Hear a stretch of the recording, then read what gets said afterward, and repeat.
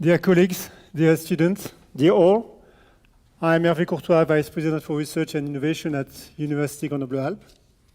I sincerely thank you for joining us here at this ceremony for honorary doctorates of University Grenoble Alpes. Today, 5 international distinguished personalities will be awarded the Docteur Honoris Causa diploma of University Grenoble Alpes. This is, of course, a very important moment for us.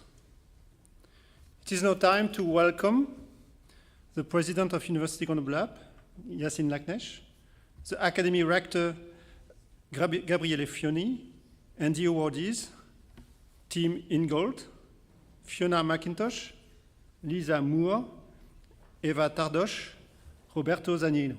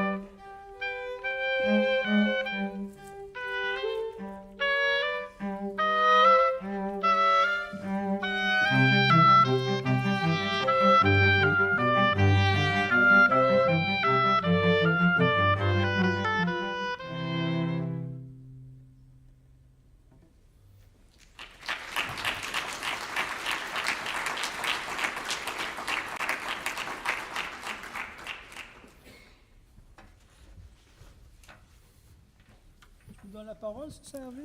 Oui. Tu m'autorises à parler? Donc, je donne la parole. J'ai le plaisir de donner la parole à notre président, Yassine Naknesh. Merci. Monsieur le recteur délégué à l'enseignement supérieur, à la recherche et à l'innovation de la région académique Auvergne-Rhône-Alpes, cher Gabriel, Madame la consul honoraire du Canada à Lyon, Madame Marie-Laure Reynaud, Monsieur le président du tribunal administratif de Grenoble, Monsieur Jean-Paul Wyss, Mesdames, Messieurs les futurs récipiendaires du diplôme de Docteur Honoris Causa de l'Université Grenoble Alpes, Mesdames et Messieurs les directrices et directeurs des organismes nationaux de recherche, Mesdames et Messieurs les directeurs et directrices des composantes académiques, Mesdames et Messieurs les vice-présidentes et vice-présidents, Mesdames et Messieurs, chers collègues, Mesdames et Messieurs, chères étudiantes et chers étudiants, Mesdames et Messieurs, nous célébrons la première cérémonie de remise du titre de Docteur Honoris Causa de l'Université Grenoble Alpes depuis sa création en janvier 2020. Depuis cette date, l'Université Grenoble Alpes rassemble 6 composantes académiques. Grenoble INP, Institut d'ingénierie et de management, l'UGA, Sciences Po Grenoble, UGA, École nationale supérieure d'architecture de Grenoble, l'ANSAG, UGA, l'École universitaire de technologie de l'UGA, Faculté humanité, santé, sport et société, UGA, et Faculté des sciences de l'UGA. Avec cette construction, l'UGA se donne la capacité de ses ambitions. Être une université pluridisciplinaire internationale, visible, attractive, ancrée sur son territoire et moteur du développement économique, social et culturel. Répondre aux transformations majeures de la société par une formation riche et diverse, une recherche qui repousse les limites du savoir, une diffusion de la connaissance.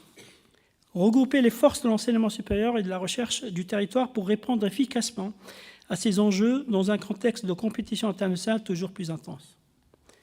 Une cérémonie qui aura lieu à l'automne 2023. Une deuxième cérémonie aura lieu à l'automne 2023. Et nous avons voulu que le choix des 12 personnalités scientifiques internationales distinguées pour l'excellence de leurs travaux de recherche, leur contribution exceptionnelle aux arts et aux lettres et aux sciences techniques, ainsi que pour leurs liens qu'ils tissent avec l'Université Grenoble Alpes, reflètent les valeurs de l'UGA. Ouverture sur le monde et sur les autres, la liberté de chercher et de transmettre, liberté de créer, la quête de l'excellence. La responsabilité, notamment la responsabilité environnementale et sociale, avec l'affirmation du service public. Cette année, les distingués et futurs ambassadeurs de l'Université Grenoble Alpes sont Tim Ingold, professeur émérite d'anthropologie à l'University of Aberdeen, Royaume-Uni, Fiona Macintosh, professeure en réception de l'Antiquité à Oxford University, Royaume-Uni, Lisa Moore, écrivaine et professeure de littérature à Memorial University, Terre-Neuve, Canada, Éva Tardos, professeur d'informatique à Cornell University aux États-Unis, et Roberto Zanino, professeur d'ingénierie nucléaire au Politecnico di Torino. Le titre de Docteur Honoris Causa est l'une des plus prestigieuses distinctions décernées par les universités françaises. Il s'agit d'un titre honorifique qui est inscrit dans notre histoire nationale. Mis en place à la fin de la Première Guerre mondiale en 1918, il est attribué à des personnalités de nationalité étrangère en raison des services éminents rendus aux arts, aux lettres et aux sciences et techniques, à la France ou à l'établissement qui décerne le titre. Chers distingués, l'hommage qui vous est rendu ce jour honore notre engagement professionnel, votre expertise scientifique et votre parcours personnel.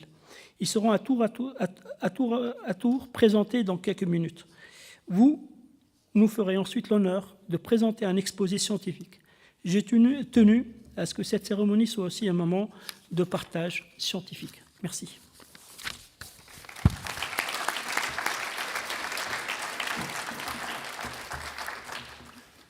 Merci. J'appelle maintenant le recteur délégué à l'enseignement supérieur et à la recherche de la région Auvergne-Rhône-Alpes, Gabriel Fioni.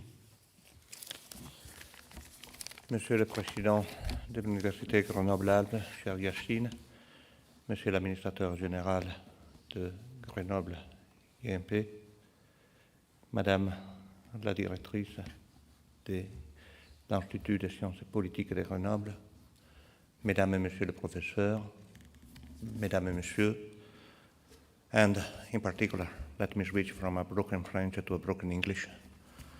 dear Professor Macintosh, Moore, Tardos, Ingold, and Zanino, I want to thank you sincerely for accepting this diploma honoris causa from the University of Grenoble.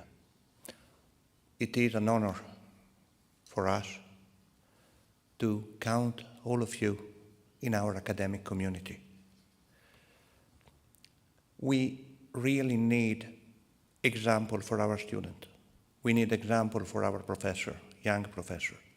We need example because in this way we can really help our young generation to tackle all the global challenges that we are facing to. And all your career is an example. And you come from different domains of expertise, of research. And to tackle global challenges, we need transdisciplinarity. It's over the time where we could look at a problem only on the technical point of view. We need to share our solution with our society. And it's through a dialogue that we can really implement solutions that can really change our behavior. And we need to change our behavior.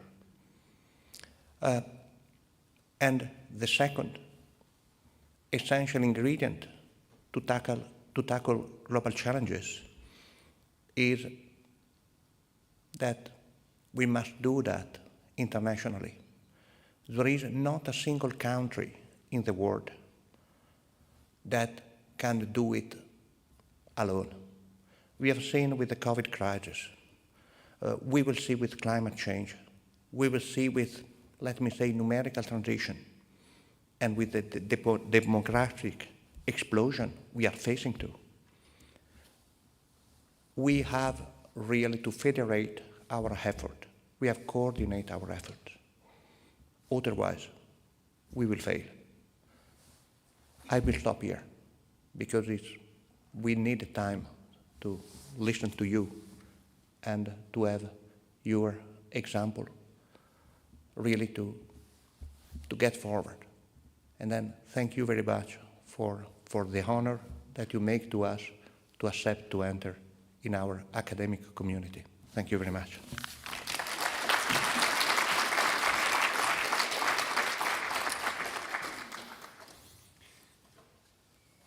Thank you.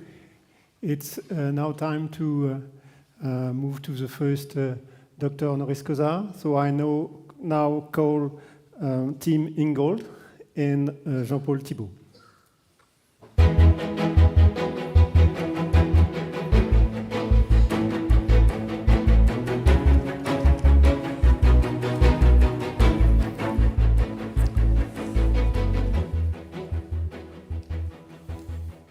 Cher professeur Tim Ingold, dear Tim, mesdames et messieurs, chers collègues, c'est un très grand honneur d'accueillir Tim Ingold à Grenoble et d'avoir le plaisir de le présenter. Tim Ingold est professeur émérite d'anthropologie sociale à l'Université d'Aberdeen. Il est membre de l'Académie britannique et de la Société royale d'Édimbourg.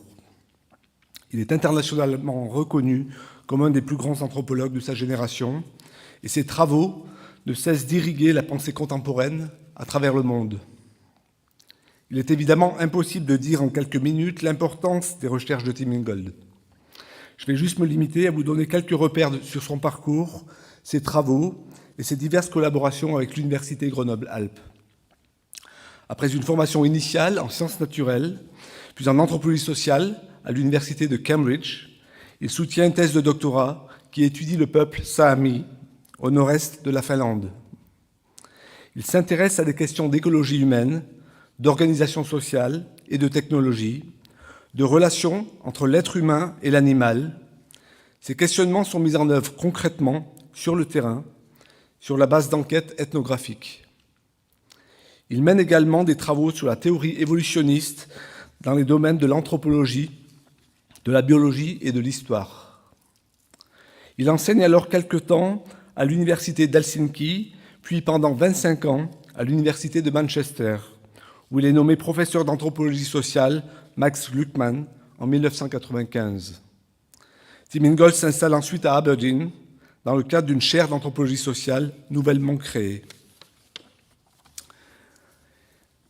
Il joue un rôle de toute première importance dans la mise en discussion de l'anthropologie contemporaine. De 1988 à 1993, il organise en Grande-Bretagne les Keys Debates in Anthropology. Également, parmi les diverses recherches collectives qu'il a dirigées, on peut citer un programme intitulé Explorations in the Comparative Anthropology of the Line. Ce projet était financé par le Conseil de recherche économique et sociale du Royaume-Uni. Un autre, plus récent, s'intitule Knowing from the Inside, soutenu par le Conseil européen de la recherche. L'œuvre de Tim Ingold est tout à fait impressionnante, tant par son ampleur, sa diversité et son originalité. Un de ses ouvrages, publié en 2000, l'a fait connaître au sein d'une large communauté de chercheurs. Cet ouvrage s'intitule « The Perception of the Environment ». Il s'agit d'un recueil de 23 essais écrits au cours de la décennie précédente qui explorent les liens entre la perception de l'environnement et les savoir-faire pratiques. Parmi les divers domaines de recherche qu'il explore, Tim s'intéresse entre autres aux manières de marcher, à la créativité de la pratique, à la linéarité de l'écriture. Il développe également un questionnement fondamental sur l'interface entre l'anthropologie, l'archéologie, l'art et l'architecture. Son intérêt de longue date, porté à l'environnement, à l'écologie et à la question du vivant, le conduit à élaborer une pensée complexe des devenirs, des processus et des ontogénèses. D'où l'importance accordée dans sa pensée aux notions de flux, de lignes et de tissage, et aussi aux domaines qui ont trait à la créativité en acte, aux compétences incarnées et aux pratiques situées. Par ses recherches, Tim Ingold pense à nouveau frais l'anthropologie contemporaine et ouvre une perspective extrêmement stimulante en matière d'écologie de la vie. Également grand professeur, il témoigne d'un intérêt tout particulier pour l'enseignement, l'éducation, la pédagogie et la problématique de l'attention. Ses ouvrages commencent à être traduits en français depuis une dizaine d'années. Alors, je vais en citer quelques-uns simplement, il y en a évidemment beaucoup. Je cite très simplement Une brève histoire des lignes, publié en 2011, Marcher avec les dragons, publié en 2013, Faire, anthropologie, archéologie, art et architecture en 2017, L'anthropologie comme éducation en 2018, Machiavel chez les babouins pour une anthropologie au-delà de l'humain en 2021. Une brève histoire des lignes a d'ailleurs donné lieu en 2013 à une exposition éponyme au Centre Pompidou à Metz.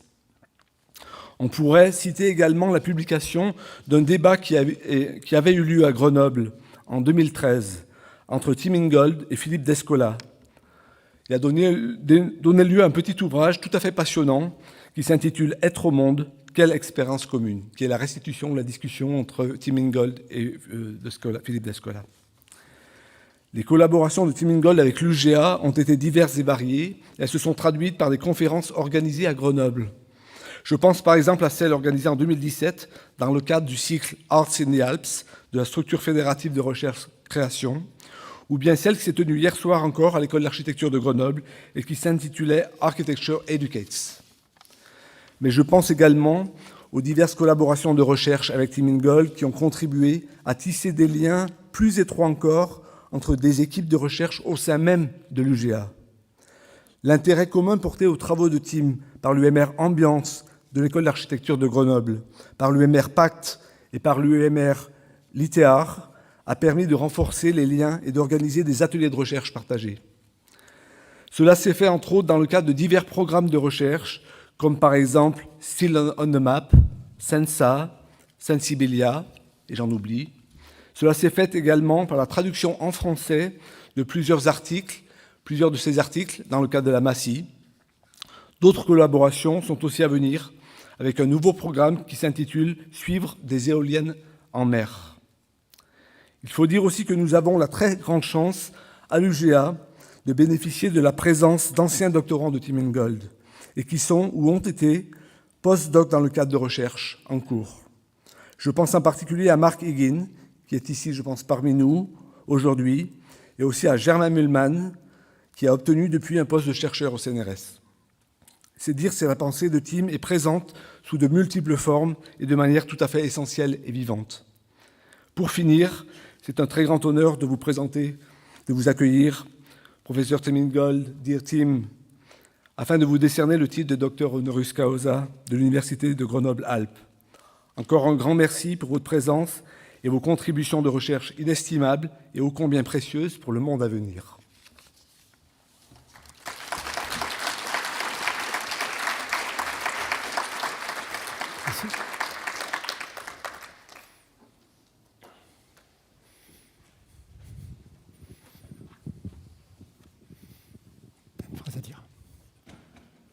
Monsieur Tim Ingold, conformément à la délibération du conseil d'administration de l'Université Grenoble Alpes et au vu de l'avis favorable du ministère de l'Europe et des Affaires étrangères, j'ai l'honneur de vous décerner le titre de Docteur Honoris Causa de l'Université Grenoble Alpes et de vous en remettre les insignes.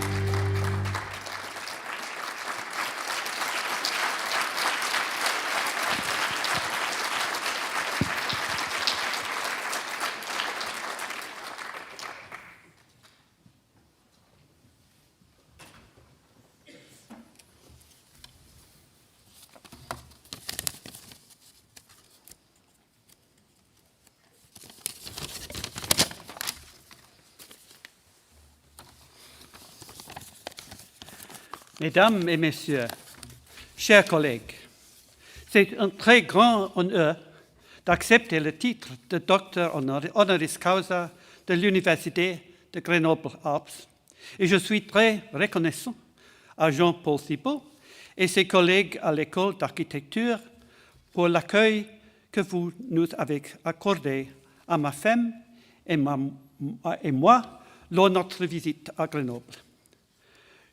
J'ai l'espoir que cette occasion aidera à renforcer les liens qui existent déjà entre votre grande université et la mienne, l'Université d'Aberdeen, et aussi nos deux pays, la France et l'Écosse. Merci.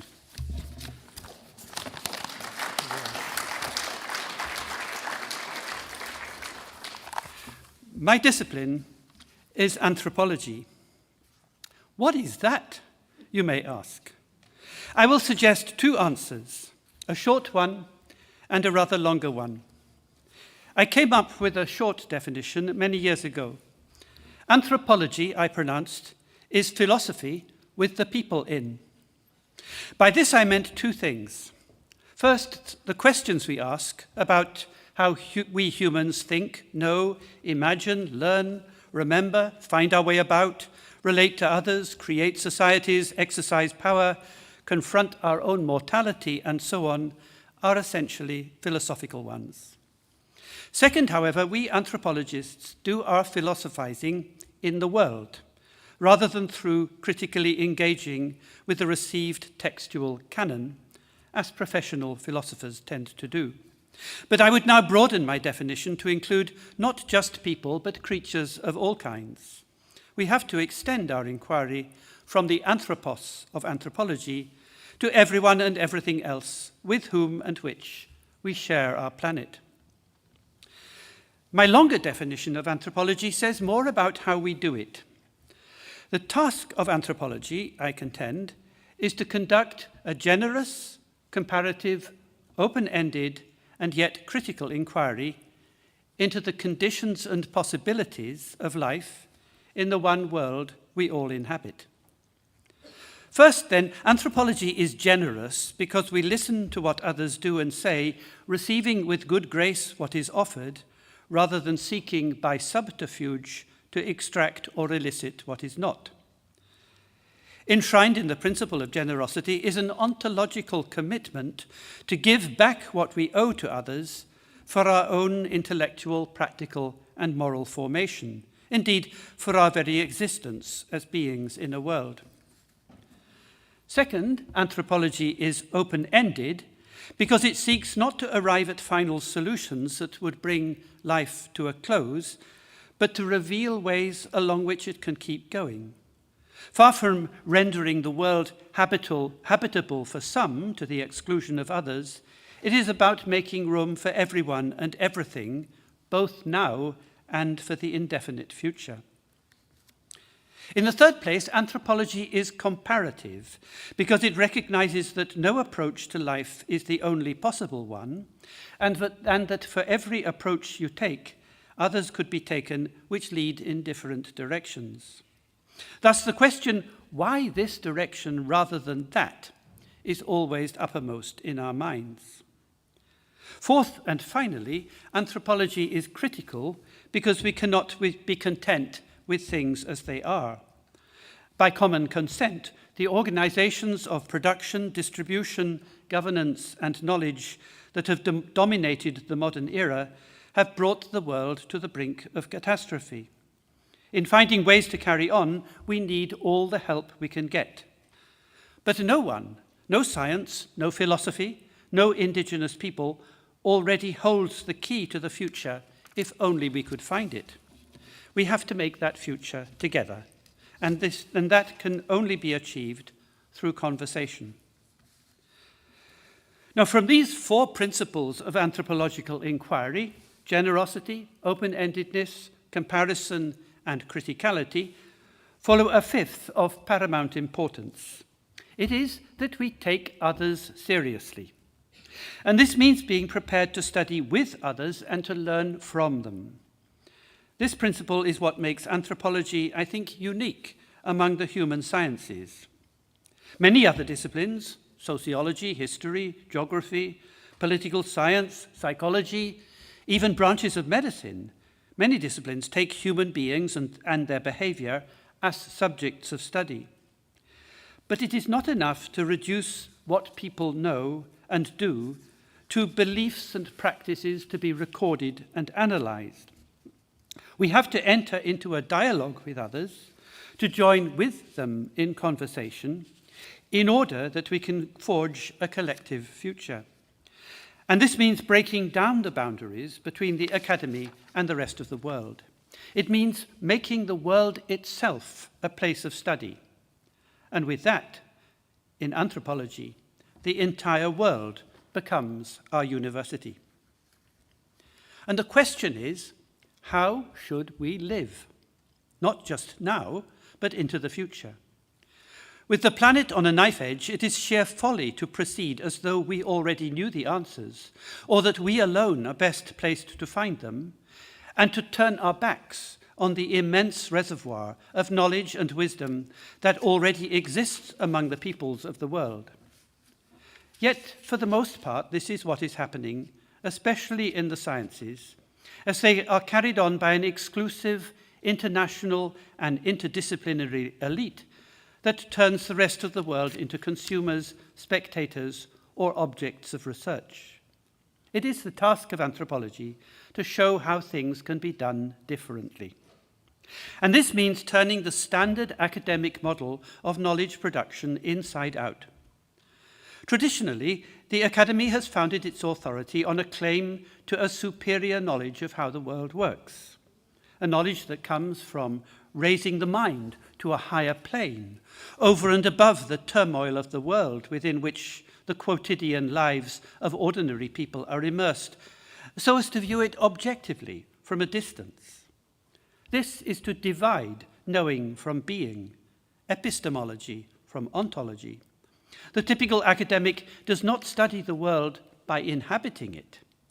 He or she goes there rather to extract the data he or she needs for subsequent conversion into knowledge products. But for anthropologists, it is, or at least should be, just the other way around. For we aspire to know the world from the very inside of our being in it. Much as in everyday life, we get to know other people and places by spending time with them, attending to them, growing older with them, mingling our own life stories with theirs, becoming familiar with their dispositions, sensibilities, and idiosyncrasies. Anthropology, then, is a way of knowing from the inside. Far from being merely subjective, intuitive, or divorced from the facts, such knowing, we claim, is fundamental to our whole way of being in the world. Knowing from the inside is not objective, but nor is it subjective. It transcends the object-subject dichotomy and runs in a quite different groove, just as the orientation of flow of a river differs from that of the bridge that crosses from one bank to the other. As with the river, knowing from the inside carries on. It is aligned with life in a never-ending search for truth. It opens the way to a truth that lies beyond the facts. In just the same way, observation goes beyond objectivity, and it does so in the very moment that the things or people we study begin to tell us how to observe. For strictly speaking, observation means actively following, and by a watching, listening, or feeling that aligns your attention with the movement of the phenomena that have captured it. Disciplinary knowledge lies in this, in the ways our powers of perception and action, attention and response have been trained through intensive and prolonged engagements with the beings or things with which we study. Thus, the botanist has an eye for plants, the chemist a nose for detecting molecular variations, just as the carpenter has a feel for the grain of wood and the potter for the texture of clay. Disciplinary knowledge is personal in this sense. And it is the same for the anthropologist, who is trained in part by life among those with whom he or she studies during periods of what we anachronistically call fieldwork. But disciplines in this sense are not areas of study. They are not like nation-states which are sovereign within their own territorial boundaries, but depend on treaty negotiations for managing relations between them. They are more like multiple lines of inquiry, bundled together and carried on through time. They can meet and converge in the bundle, just as people do in the gatherings and conversations of life, only to go their separate ways, each enriched by what it has learned from the others. But this kind of gathering and conversation is by no means limited to the academy. It is open to all walks of life. And this means thinking of the entire world of study, not as a mosaic of territories in which each discipline has a particular gap to fill, a particular claim to know what lies there, but something more like a woven fabric. Each discipline is a strand in the fabric, itself spun from the multiple finer threads of scholarly lives, a strand which winds in, out, and around all the others. But the whole cloth, woven from these multiple strands, is not a totality. The relation of the strands to the whole is not so much additive as contrapuntal, because the fabric is one in many and many in one, a singular plural, rather than a totality made up of parts, and it can carry on indefinitely. It follows that the world of study, or what we are used to calling the university, is also inherently plural. The university is a pluriversity, not because it is made up from separate disciplinary parts, but because its very oneness, its very claim to universality, lies in its inexhaustible potential for differentiation from the inside. Like a voice in a conversation, or a chorus of many voices, every discipline, as it carries on, differentiates itself from the others, even as it goes along together with them. So anthropology cannot be content to remain merely as one subject among many taught in the university. It cannot just be another segment in the mosaic. Rather, the great task of anthropology is to establish the world of study itself as a pluriversity. And this doesn't only mean turning the academic model of knowledge production inside out, as I've already suggested. We also have to rethink the nature and purpose of anthropology itself. And in my view, this means regarding the very raison d'être of anthropology as educational, understanding education here in its broadest sense as the means by which a society secures its own future. It is about securing the continuity of life. Now, that's not how education is normally regarded in the academy. Rather, following a model inherited from philosophers of the Enlightenment, it is typically seen as an engine of progress, which enables every generation to stand on the shoulders of predecessors. Its commitment is to the voice of reason, whose universality inevitably overrides and suppresses the differentiation of voices in the pluriverse. An education oriented to the continuity of life, by contrast, prioritizes sustainability over progress. The important thing is that life should carry on, that the fabric should keep on weaving, that its conversations should continue. But if anthropology is to be educational in this sense, if it is above all about bringing others into vivid presence so that we can converse with them and learn from what they have to tell us, then, by the same token, it is not, or at least not primarily, ethnographic in intent. Indeed, I believe that anthropology's obsession with ethnography, to the extent that they are often treated as one and the same, has been highly detrimental to our discipline. In fact, this obsession is relatively recent, part of the inward turn of the discipline that marked the debates of the 1980s, particularly in the United States, around the ethics of writing culture, that is, of converting other people's lives into literary artifacts authored exclusively by humans, by ourselves. Notwithstanding this critical turn, however, the collapse of anthropology into ethnography actually perpetuates an extractive research regime which treats the world as a reserve of data for processing into products like books, articles, and films. At the same time, it narrows our comparative and historical horizons to the point at which the entirety of human history seems to pivot around the present. An anthropology that truly aspires to be open-ended and comparative must, I believe, broaden its horizons beyond ethnography. To repeat, anthropology is an inquiry into the conditions and possibilities of human life. Anything that contributes to this inquiry is, by definition, anthropological, whether it involves fieldwork or not. And there are plenty of ways that do not, for example, through archaeology, comparative history, philology, art and theatre, architecture and design, and so on. But what if, as many philosophers are telling us, what if we are on the brink of a post-human era? Will this spell the end of anthropology?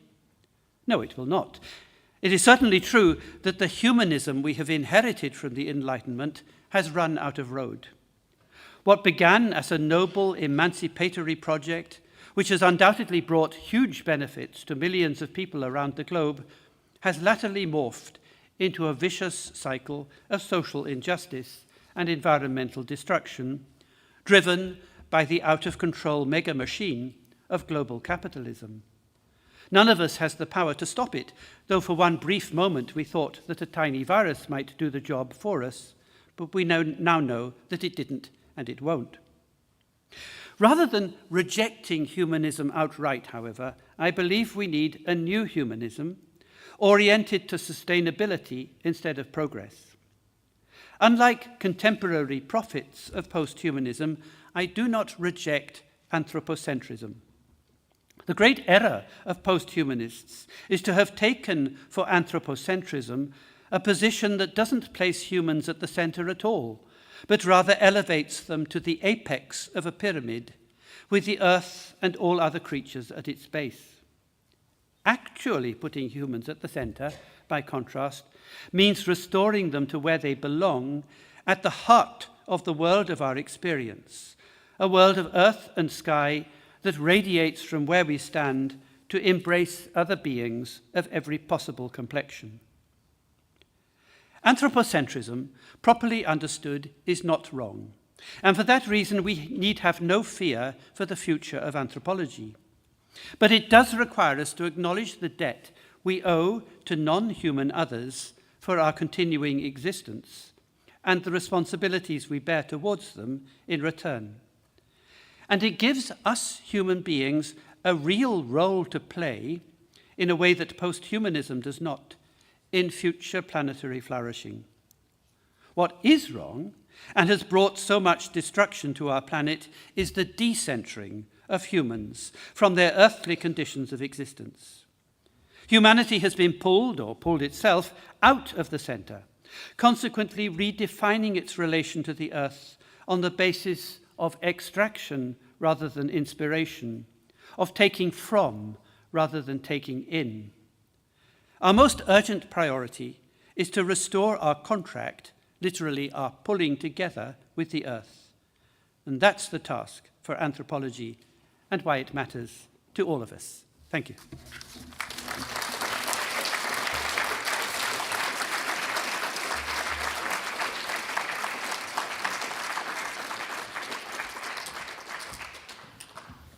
Thank you. Now it's now time for the second Docteur Honoris Causa. I now call Fiona Macintosh and her sponsor Malika Basta.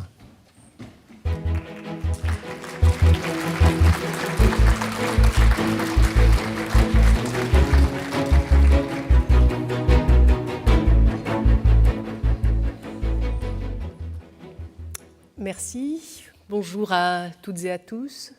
Chère Fiona, mesdames et messieurs, ce n'est pas une tâche facile que de faire l'éloge de Fiona Macintosh, car cette brillante chercheuse est aussi quelqu'un d'éminemment modeste. S'il fallait résumer sa carrière, je dirais qu'elle a commencé par embrasser large, avec gourmandise, qu'elle a ensuite révolutionné le champ des études classiques avec énergie, et qu'elle s'est enfin, avec générosité, mise au service des jeunes et moins jeunes chercheurs d'horizons variés ainsi que d'artistes qui gravitent autour d'elle pour leur donner les moyens, à leur tour, de réinventer l'Antiquité. De la passion à l'empowerment, en passant par la Révolution, voilà une carrière bien remplie et qui est loin d'être terminée. Mais reprenons au début. Et à ma rencontre avec Fiona, pas pour vous parler de moi, je vous rassure, ce n'a pas grand intérêt, mais pour vous raconter la personne qu'est Fiona. J'ai rencontré Fiona Macintosh il y a bientôt 30 ans et j'ai su immédiatement quel type de chercheuse je souhaitais devenir et surtout comment la recherche sur l'Antiquité classique était en train d'être radicalement réinventée par elle. J'étais alors doctorante et lors d'un séjour à la Maison française d'Oxford, j'ai découvert l'EPGRD. Derrière ce sigle barbare se cache l'institution la plus novatrice et la plus dynamique en matière d'études classiques qu'il m'ait été donné de fréquenter. The Archives of Performances of Greek and Roman Drama de l'Université d'Oxford. Dans une petite pièce sur St. Giles s'accumulaient en un joyeux bazar des affiches, des photographies, des livres bien sûr, mais aussi des masques, des cassettes, oui, c'était encore l'époque des cassettes audio, des VHS qui avaient en commun d'être les traces de mise en scène plus ou moins récentes des théâtres grecs et romains. Les comédies, les tragédies, les drames satiriques, mimes de l'Antiquité n'ont cessé, à travers les âges, d'être commentés, adaptés, réécrits et remis en scène. Certaines personnes ont été plus actives que d'autres, et c'est à elles que s'intéressait alors la petite troupe de classicistes accomplis qui, autour de Fiona Macintosh, avait entrepris cet immense tâche de collecter, analyser, exploiter les traces de ces performances. Dans le temple des études classiques qu'est Oxford, Fiona et ses amis avaient décidé que l'Antiquité, c'est maintenant, et que nos réinterprétations contemporaines des textes anciens nous en disaient autant sur l'Antiquité que sur nous-mêmes. À Oxford plus qu'ailleurs, le geste était révolutionnaire. Il ne s'agissait plus seulement de s'enfermer à la Bodleian pour établir un texte à partir de manuscrits, tâche ô combien louable et nécessaire, mais d'étudier ses traces et plus encore de fournir le matériau qui permettrait à d'autres de le faire revivre de manière historiquement informée. Ce grand écart entre l'Antiquité et l'ultra-contemporain, entre la rigueur de l'édition et le dynamisme de la création, Fiona l'incarne dès ses débuts, puisqu'elle n'est pas une antiquisante classique, si j'ose dire. Elle a étudié de front la philologie classique et la littérature anglaise. Elle est docteure en études classiques et en littérature comparée. Elle a enseigné aussi bien la littérature anglaise que le théâtre grec. Du livre à la scène, de l'Antiquité à nos jours, elle était toute désignée pour être promue en 2015 la première professeure de Reception Studies, une discipline qu'elle n'a eu de cesse de consolider et diffuser. Ces nombreuses publications témoignent de cette articulation entre les textes du passé et les scènes qui, à travers les âges, les ont accueillis et réinventés. Elle a notamment écrit sur les liens entre tragédie grecque et théâtre irlandais, la tragédie grecque sur la scène britannique, mais elle s'est aussi intéressée à quelques figures mythiques majeures, en écrivant sur la réception scénique d'Édipe, Médée, Agamemnon, à travers les âges. Plus récemment, elle a encore élargi le champ de ses travaux et s'est intéressée aux performances des épopées anciennes ou encore à la danse. Mais Fiona Macintosh ne se contente pas d'écrire des livres, aussi passionnants et érudits soient-ils. Avec le cercle très ouvert et accueillant de ses collaborateurs de prédilection, elle a instauré dans la durée des rencontres récurrentes de chercheurs avec un souci assez punk, il faut bien le dire, de ne pas institutionnaliser les choses et de faire avec les moyens du bord. À l'EPGRD, il y a toujours une nuée de chercheurs invités, de doctorants, d'artistes venus du monde entier qui gravitent, échangent, pensent et créent. Nourris aux textes complexes et lointains autant qu'à l'histoire de leur transmission, ces savants créateurs lient à l'analyse et à la compréhension. Ils pratiquent, et leur pratique, en un cercle vertueux, vient nourrir la compréhension et l'interprétation des textes. Workshops, mise en scène, artistes invités proposent très régulièrement, à côté des plus classiques conférences de la recherche-action, notamment grâce au théâtre Jacqueline Dupré, une sorte de massy à la sauce Oxford du St. Hilda's College, dont Fiona est fellow. Et c'est Fiona qui orchestre tout cela, sans jamais se mettre en avant, si bien qu'aujourd'hui, il n'est pas un département d'études classiques au monde qui n'ait son cours ou son séminaire de Classical Reception, que de nombreuses thèses sont soutenues dans ce domaine, pas plus tard que la semaine prochaine à l'UGA. Mieux, même les travaux qui se revendiquent les plus classiques intègrent désormais cette approche. L'EPGRD a déménagé. Elle est désormais au cœur du Ioannou Center for Classical and Byzantine Studies, le siège de la Faculty of Classics qu'elle dirige, et c'est tout un symbole. C'est avec la même générosité que Fiona a accueilli, guidé, nourri et encadré les travaux des chercheurs grenoblois, jeunes et moins jeunes. Elle est impliquée dans plusieurs de nos programmes de l'UMR littéraire, comme la base César, base de données sur les spectacles d'Ancien Régime, Anadrame sur les remises en scène de théâtre du passé, pas seulement antique, ou encore le Translatoscope, à travers la série de conférences Translating Greek Drama, dont la prochaine aura lieu à Grenoble en 2023, ce qui nous donnera à nouveau l'occasion d'accueillir cette personnalité majeure, aussi brillante que généreuse qu'est Fiona Macintosh. On ne peut que s'en réjouir. Merci Fiona.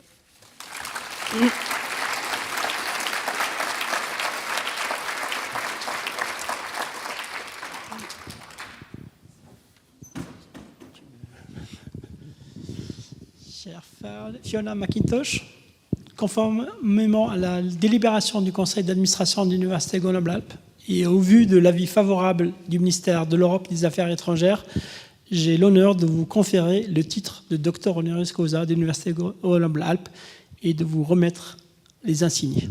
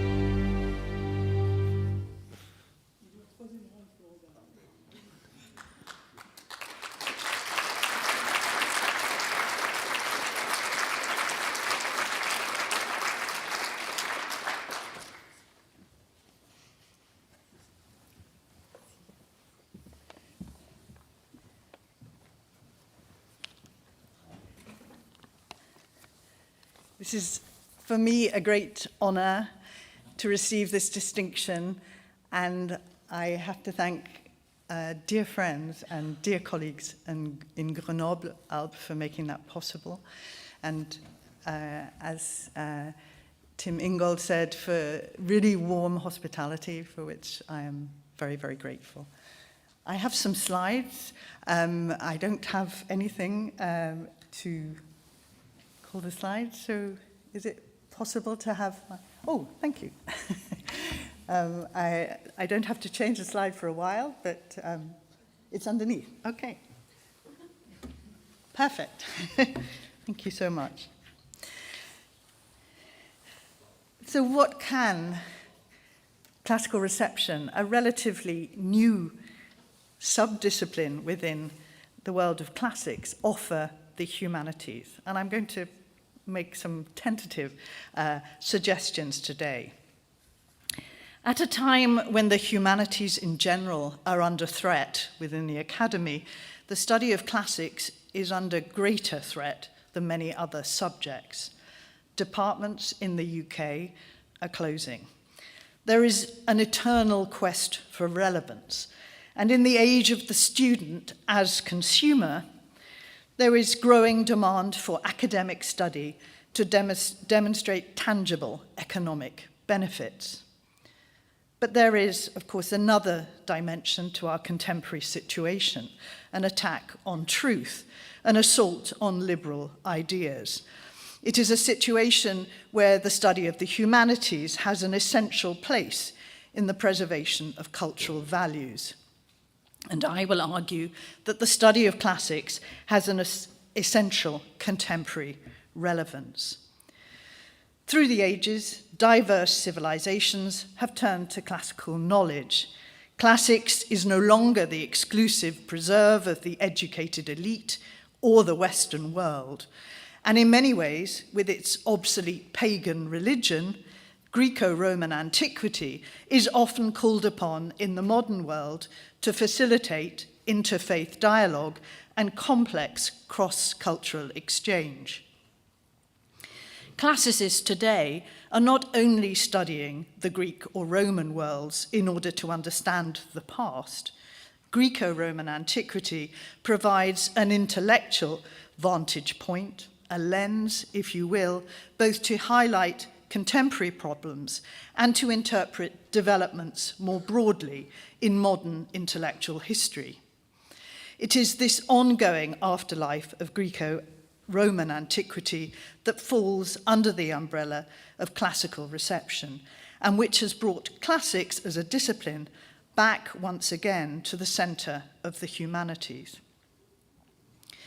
The power of Greco-Roman antiquity, and especially its theatre, to prompt new modes of thought and creativity in the modern world is perhaps nowhere more palpable than in the French-speaking world.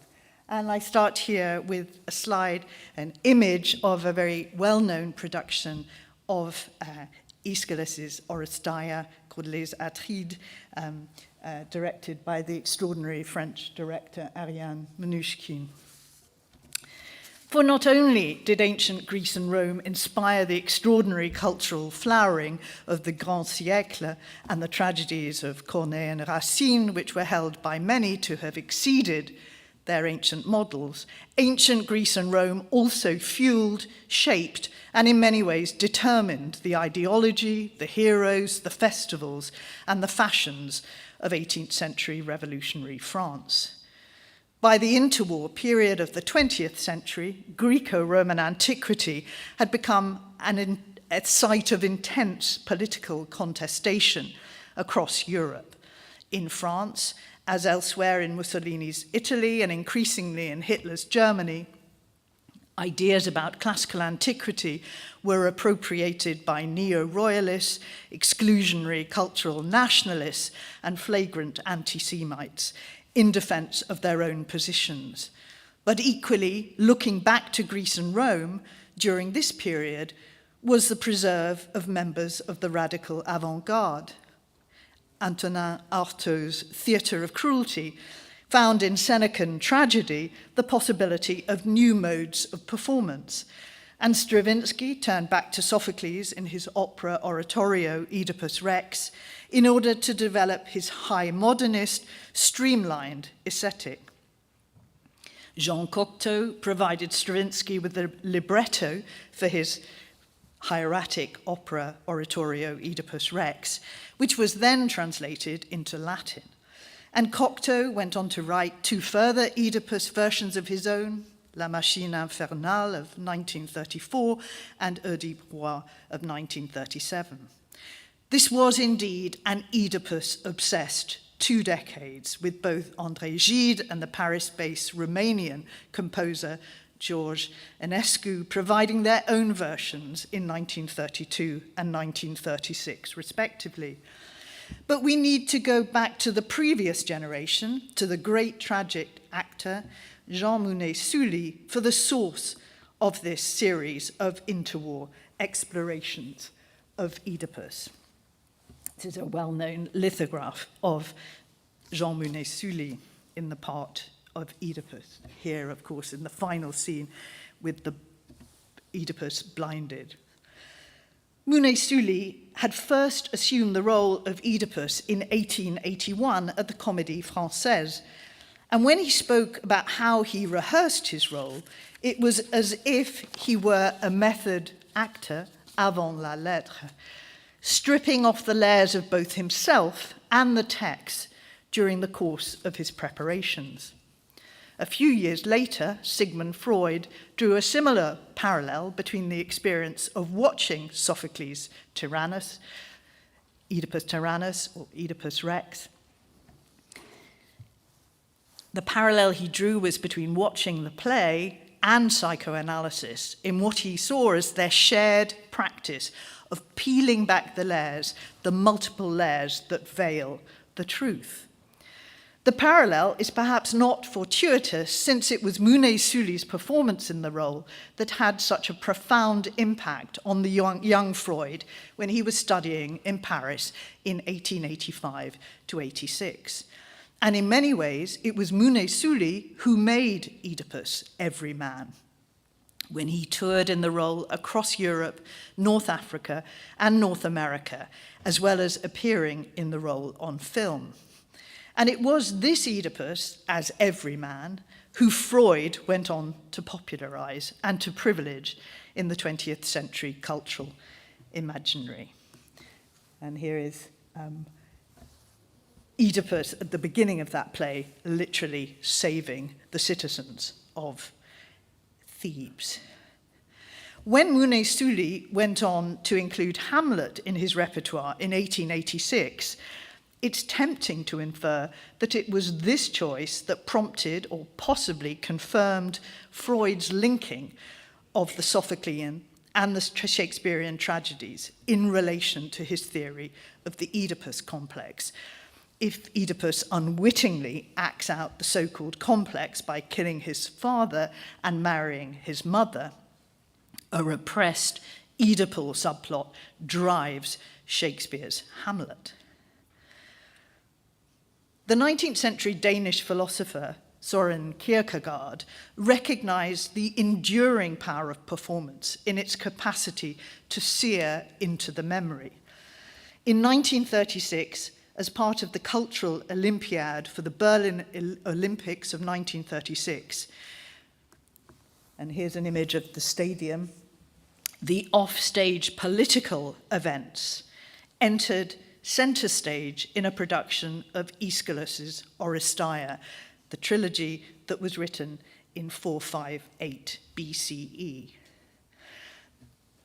Aeschylus's play, the ancient play about the difficult transition to enlightened democracy, was reduced in Berlin to a victory of the Aryans over the Untermenschen.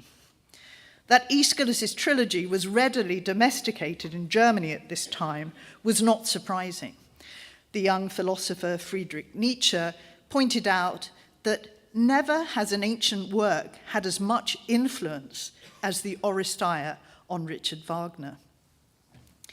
Through both Wagner's Ring of 1748 to 1874, Nietzsche's Birth of Tragedy, through both of these powerful kind of cultural determinants, the Oresteia became Germany's archetypal drama. With its broad sweep across history, its series of primeval struggles, and its motif of the family curse.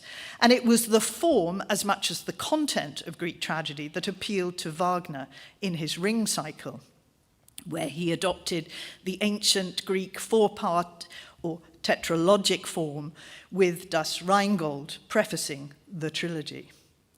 In Germany, furthermore, Greek tragic choruses have been providing powerful models since at least the 18th century, when the composer Gluck, along with his choreographer Jean-Georges Nobert, had revived the ancient singing dancing chorus in his operas. And in the first part of the 20th century, especially, the idea of the ancient chorus produced both singing, speaking, and movement choruses in Germany. This is a very famous production. It's actually the London 1912 production of Oedipus Rex, directed by the great Austrian theatre director Max Reinhardt. Here, as you see, the chorus, indeed a singing, dancing chorus, overwhelms London audiences precisely because it moves, sings, and dances, something that London was not prepared for. The next slide, you see another, around about 1930, a German Sprechchor, speaking chorus, directed by musicologist, professor of rhetoric, Wilhelm Leihausen. And I think, this is Leihausen in the front, and I think you can see the beginning of a new kind of control associated with chorus. And then, very familiar at the time, was the Bewegungschor, the movement choir, pioneered in many ways by Rudolf Laban. And here, one of many such uses of a Laban-inspired Bewegungschor in a theatre. And what happens with the chorus is what began as an expression of liberation on the part of the mostly female dancers within an empowering collective. And this is the kind of empowering, liberating collective from the beginning of the century, had become by the 1930s a manifestation of authoritarian control through mass movement. And I think everyone is very familiar with images of Riefenstahl's film of the Nuremberg rallies. Now, reception theory emerged precisely when the younger generation in West Germany came of age in the 1960s and woke up to what had happened to the classics under Nazism. Meaning for this generation could no longer be claimed to inhere within the text or within the object. Rather, meaning was clearly being constructed by each generation who brought to the text, to the object, their own horizon of expectations. Meaning, in the case of Nazi Germany, had clearly been monstrously constructed. But as reception theory also pointed out, each generation in turn leaves its own imprint on those texts, on those objects, with the result that it was no longer tenable to speak about any recoverable or unadulterated Aeschylus or Sophocles. Not only have those ancient dramatic scripts that have come down to modernity been radically altered through time by ancient actors, copyists, scholars, before one considers the interventions made by modern scholarship, translation, and performance, and of course the performers themselves. It is also debatable whether a notional dramatic urtext ever existed in the case of the ancient dramatic scripts. For even if such an originary text were indeed recoverable, it would be merely a transcript of a potential or an actual live performance that would have included unscored music and unnotated dance and sung parts. Classicists in the UK, in marked contrast to colleagues in North America, readily adopted German reception theory from the 1990s onwards. in part because its advocacy of close reading resembled the dominant new critical Cambridge English modes of reading that were common within the Anglophone academy at the time. Equally, reception theory's insistence on reading text both in time and through time resembled the practices of new historicism that were rapidly becoming orthodoxy in many departments of English in the UK. It's important to stress that it was also possible for reception to become embedded in classics in the UK because, in marked contrast to the US, there were very few departments of comparative literature, and so there was little danger of classicists encroaching on others' territory. Classics has always been at the heart of the humanities, and even though, or in many ways because its hegemonic status has been on the wane since at least the end of the 19th century, with the end of compulsory Greek and Latin for university entrance, classics has often struggled to find a new identity within the academy. Some cynics in the 1980s saw classical reception simply as a means of reviving the discipline, or as a last-ditch attempt at survival. But its path from the periphery to the centre in the past 15 or so years has not only belied those critics, it has also transformed the discipline in the Anglosphere in unexpected ways. Just as ancient historians no longer study the Western Mediterranean exclusively, but venture into sub-Saharan Africa and eastwards to the Ganges, so too philologists now extend their focus to periods way beyond the classical period of the 5th century BCE into later antiquity, and as here at the University of Grenoble Alpes, towards serious study of the transmission of the ancient texts via the Arabic and Syriac scholarly traditions to their passage through Byzantium and on to southern Italy following the fall of Constantinople in 1453. In Oxford, at least, there is a very strong conviction that classical reception encompasses ancient receptions as well as receptions in the modern world, and that each student of the discipline needs to adopt a reception lens. As a classical scholar, it's clearly essential to be fully aware of previous readings of texts, of objects, and how those in turn are shaping readings in the present.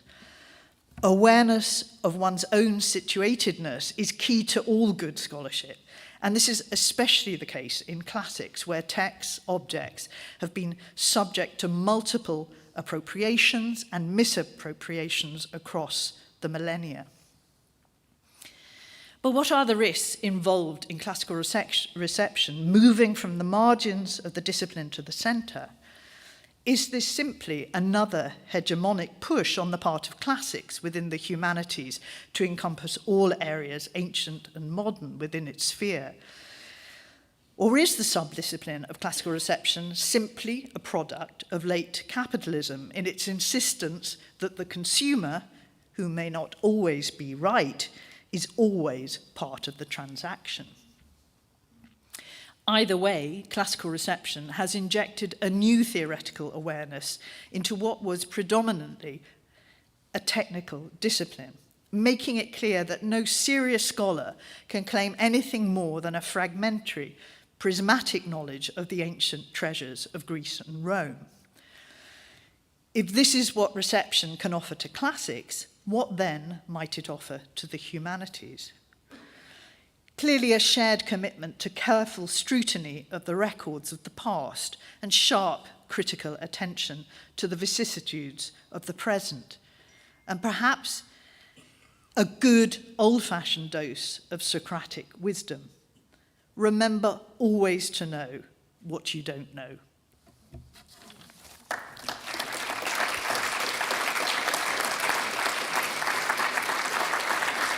Thank you.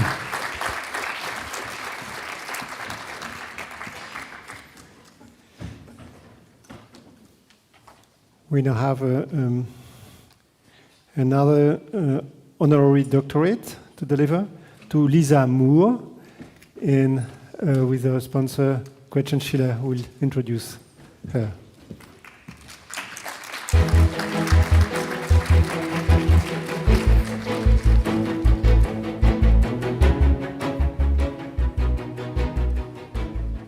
Good afternoon. How are you doing today? Permettez-moi tout d'abord de remercier l'Université d'avoir accepté notre proposition de décerner le titre de Docteur Honoris Causa à Lisa Moore. Lisa Moore est une femme exceptionnelle. Et aujourd'hui, nous nous honorons et célébrons sa générosité, son humanité et ses extraordinaires talents d'artiste, d'écrivaine et d'enseignante-chercheuse en recherche en création. Ce que nous célébrons aujourd'hui ne se limite pas à la longue liste de ses écrits dans les revues littéraires, des journaux, mais ses romans aussi, Open, February, Alligator, Caught, Something for Everyone, Flannery, This is How We Love, et aussi ses anthologies, The Democracy Cookbook, Muskrat Falls, How a Megador Became a Predatory Formation, Hard Ticket, Us Now, Great Expectations, ni à leur traduction en français, allemand, hollandais, turc, grec, espagnol, italien. Roberto, c'est un italien, comme ça tu peux lire. Danois, et bien sûr la traduction qui a été publiée ici à UGA Édition. Merci UGA Édition et Claire Méniez qui nous a aidé à porter ce projet. L'édition est à la porte aujourd'hui. Et c'était un novella que Lisa a écrit pendant sa résidence dans la Maison de la Création et Innovation et que Lise de Massy a traduite avec grande finesse. Ce que nous célébrons aujourd'hui, ce sont aussi, pour moi, les principes qui guident son engagement quotidien. Donner une voix à ceux que nous avons oubliés ou qui semblent passer entre les mailles de notre quotidien.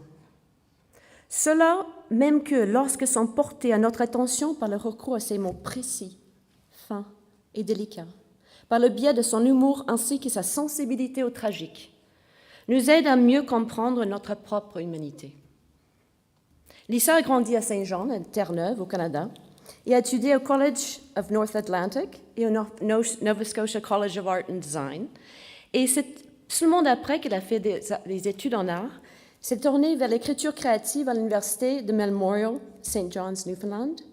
Aujourd'hui, elle dirige ce programme et des étudiants y affluent chaque année pour y apprendre à écrire des romans. Grâce à sa curiosité attentive, à son empathie et son talent, elle nourrit et cultive des générations des écrivains canadiens. Et oui, presque l'ensemble de ses ouvrages de ses étudiants sont aujourd'hui publiés. C'est remarquable. Lisa, cette femme qui se tient aujourd'hui devant nous dans son robe jockey, a remporté le prix Thomas Radel Atlantic Fiction, le prix Alistair MacLeod pour son livre Something for Everyone, ainsi que le prix Canada Reads pour son roman February.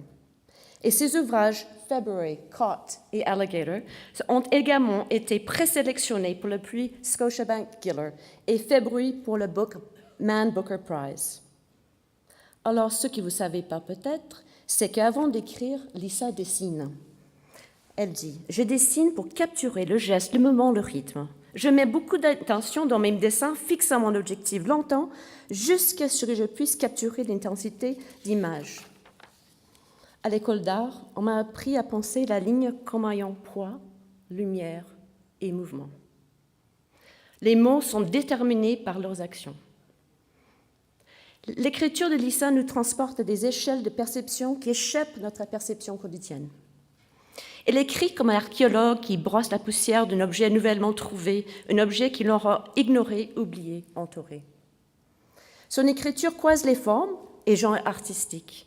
L'un de ses romans, Caught, a été adapté en série télévisée pour CBC et elle travaille aujourd'hui sur le même, à ce moment actuellement, sur le libretto de l'opéra de son roman primé February.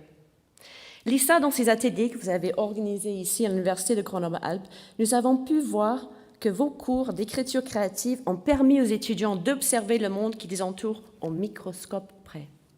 Merci d'avoir appris à nos étudiants, la pauvre, elle ne comprend pas le français, mais elle a lu le texte en anglais,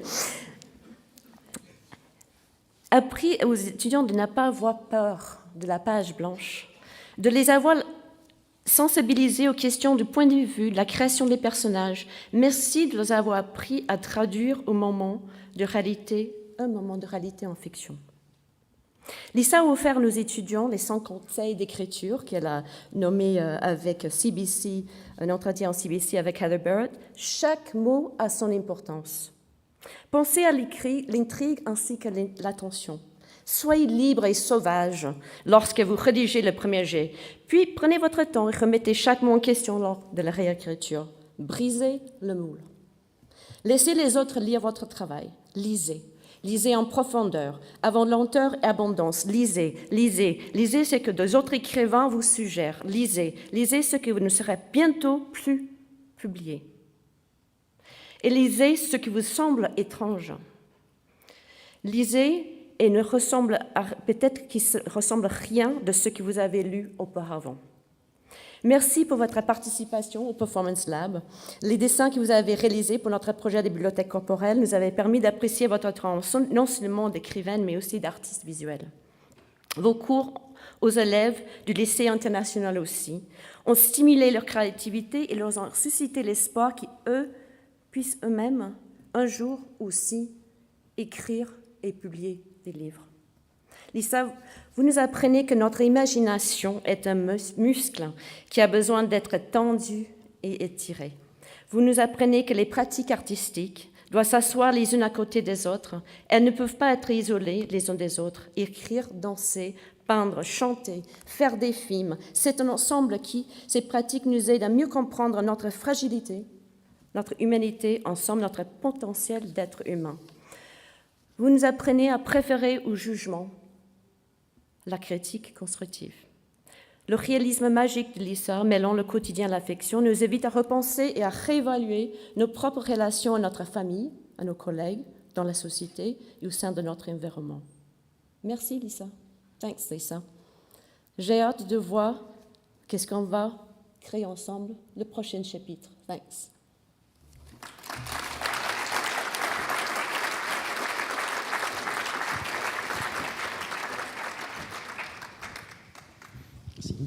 Les amours, conformément à la délibération du conseil d'administration de l'Université Grenoble Alpes et au vu de l'avis favorable du ministère de l'Europe et des Affaires étrangères, j'ai l'honneur de vous conférer le titre de Docteur Honoris Causa de l'Université Grenoble Alpes et de vous en remettre les insignes.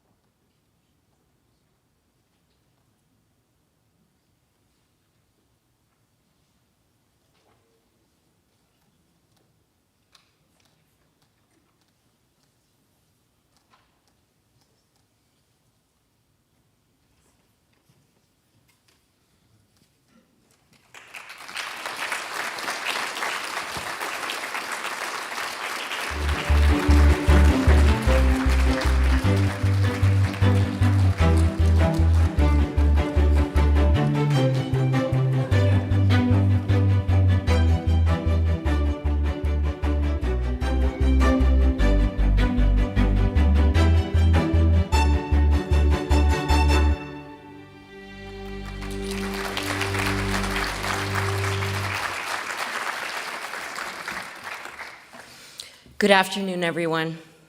First, I would like to express my gratitude and indebtedness to the University Grenoble Alpes for offering me this honorary doctorate and for hosting me in Grenoble again, a place where I now really feel at home and I have actually fallen deeply in love with.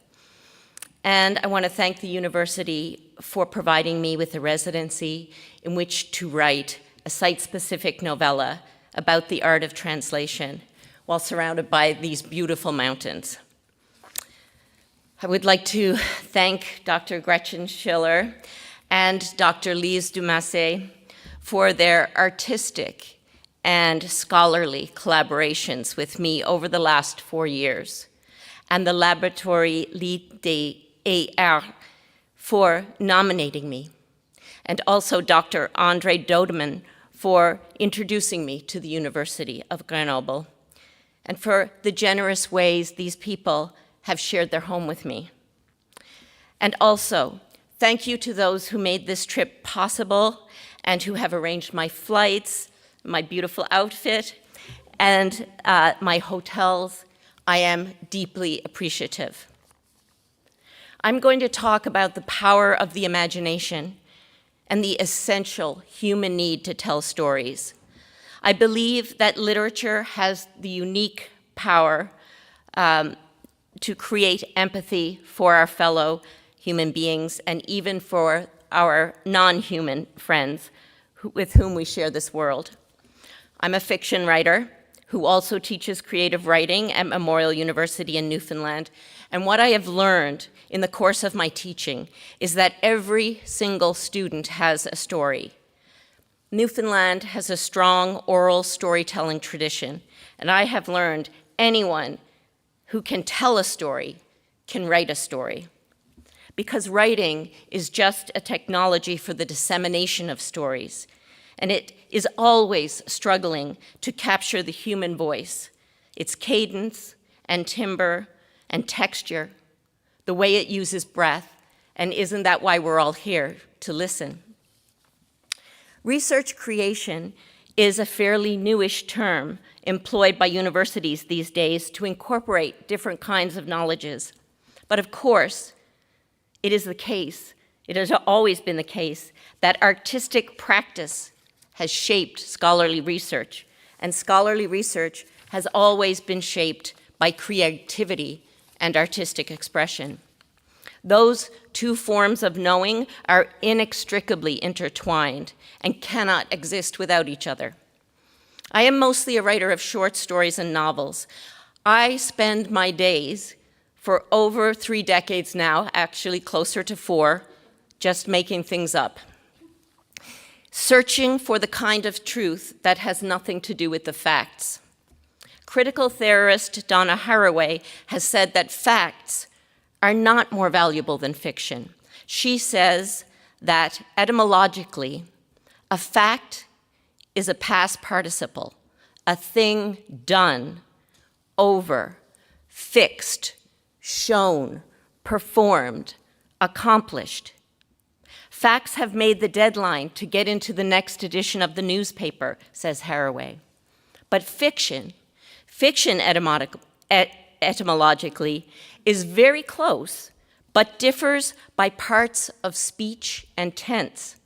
Like facts, fiction refers to action, but fiction is about the act of fashioning, forming, inventing.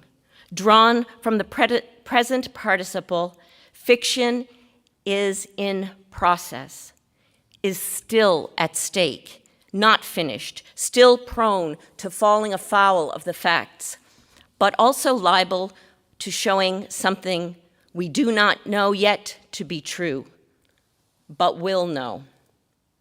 I am drawn by that last phrase of Haraway's, something we do not yet know to be true, but will know. I believe that fiction allows the reader to experience cognitive dissonance, that feeling of disorientation that occurs when we hold two opposite beliefs at the same time, knowing and not knowing yet, a state of flux that is dynamic, always altering. A story draws on this ability to hold something that we do not know yet to be true in one fist, and the belief that we will know it in the other fist. Another contradiction that fiction holds. A story is as individual as an iris scan at Heathrow Airport, a fingerprint. And it is also part of the commons, as Fiona alluded to, or the cultural and natural resources available to all members of society, each story a mutation of the one that came before, each born from the last story, each fitted with an adaptive spike that makes it virulent and more spreadable. Stories listen as much as they speak.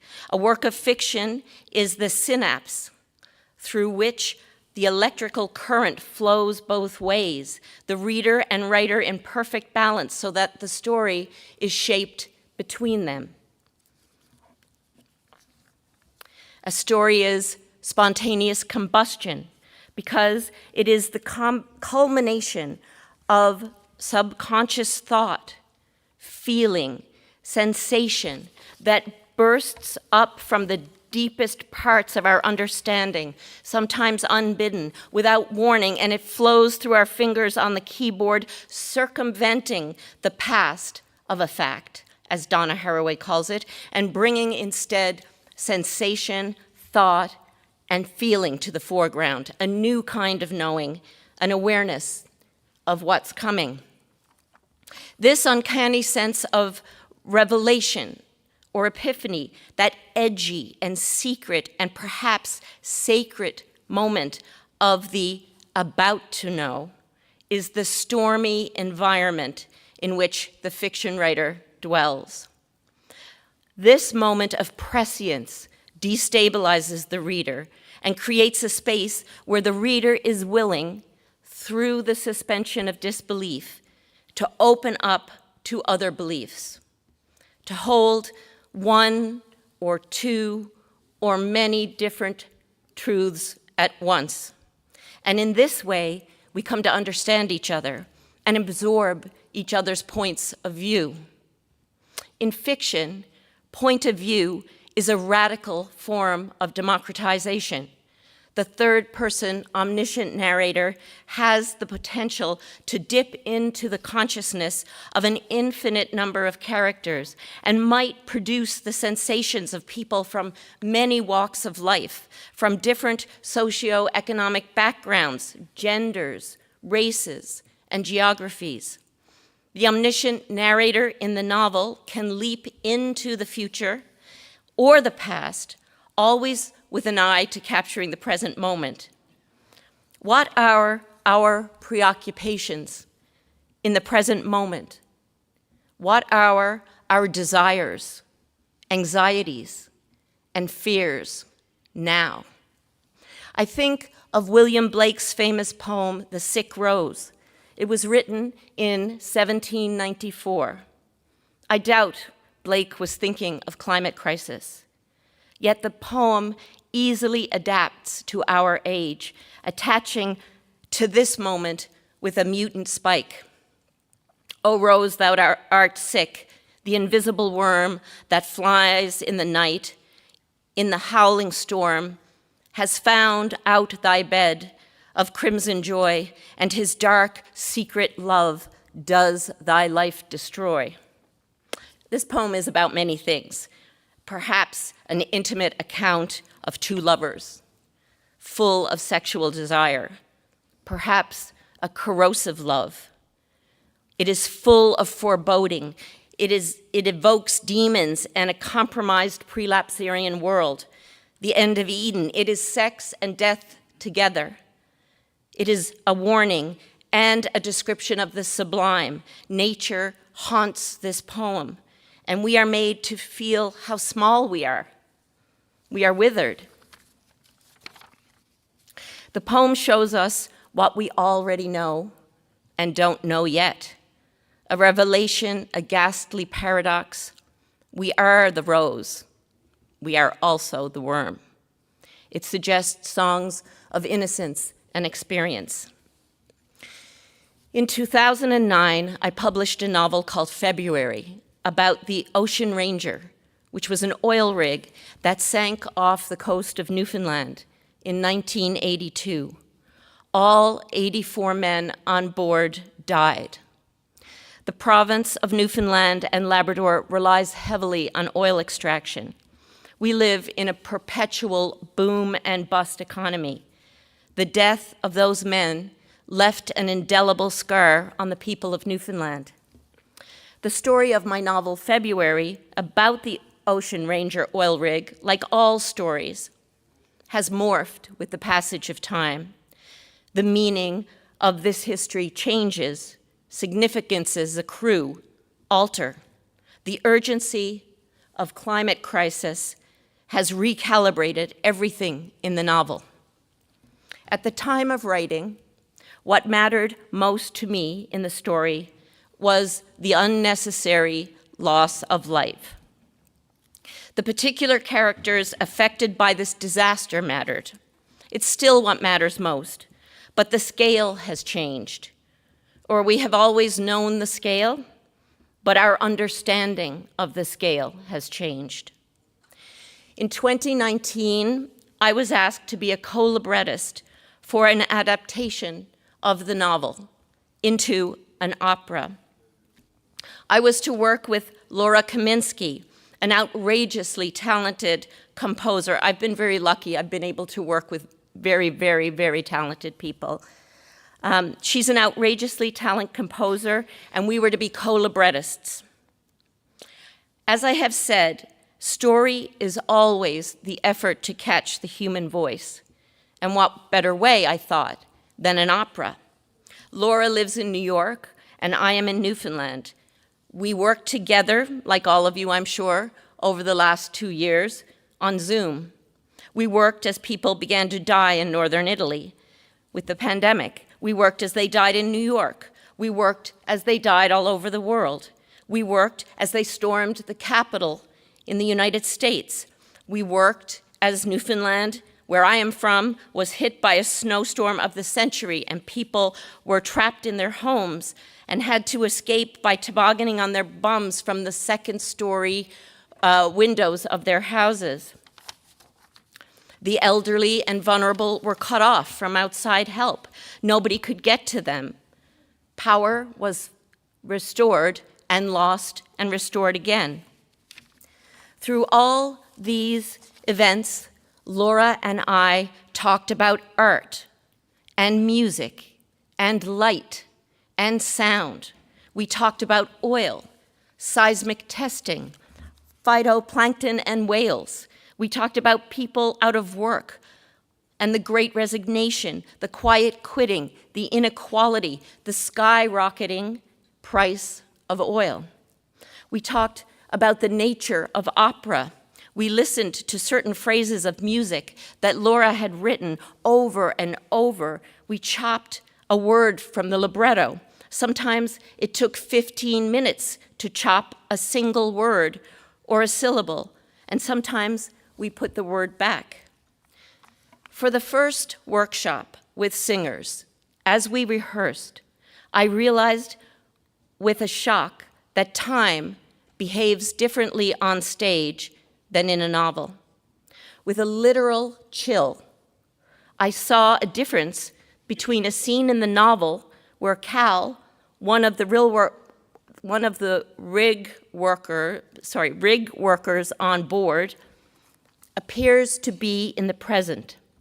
But through the cut and paste jigsaw puzzle approach that renders time and memory in the novel, we are able to see Cal dying on the rig and at home with his wife at the same moment, in the same plane of time.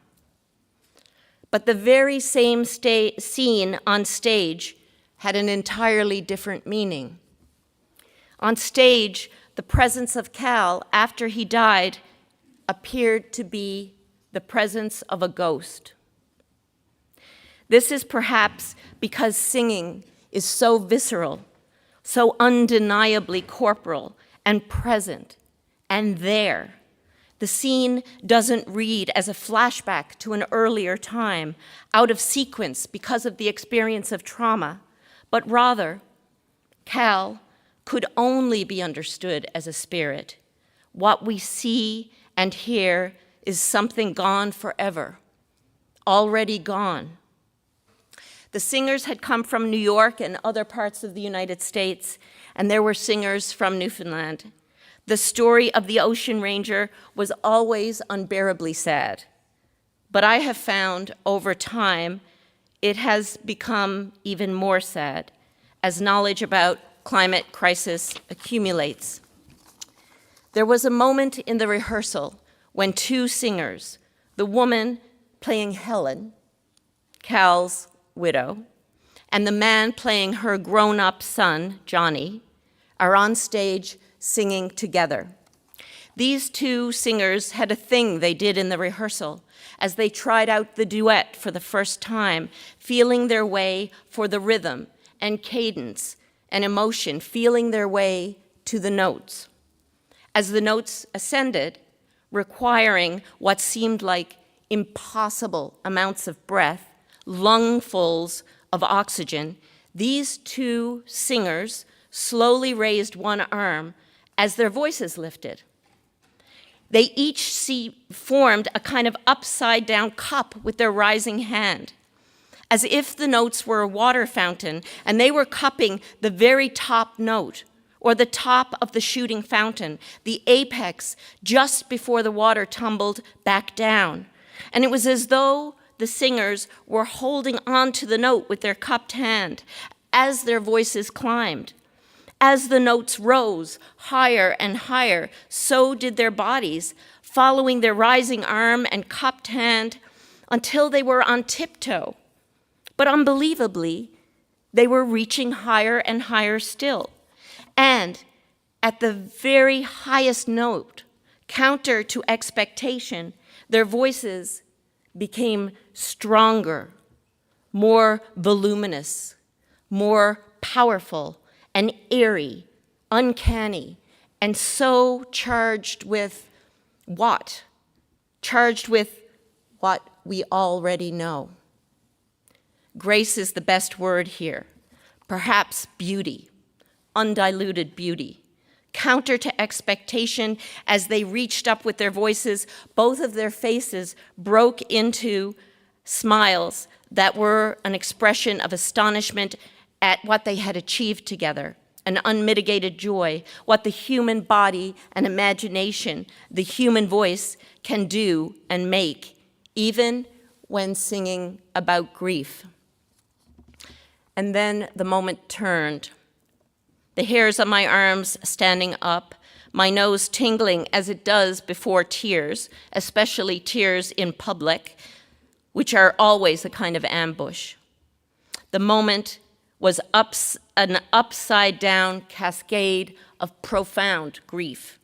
Their voices now running back down the scale, going lower and lower, submerged, struggling for breath now, because caught in that moment was the ephemerality of the human body, the human voice, our world, the sense of time running out, breath running out, all that in one fist, and in the other fist, the hope that goes into singing anyway, despite sadness, the sweet harmony that shapes hope.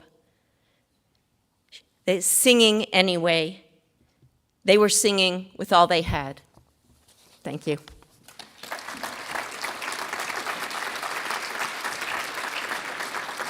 Thank you.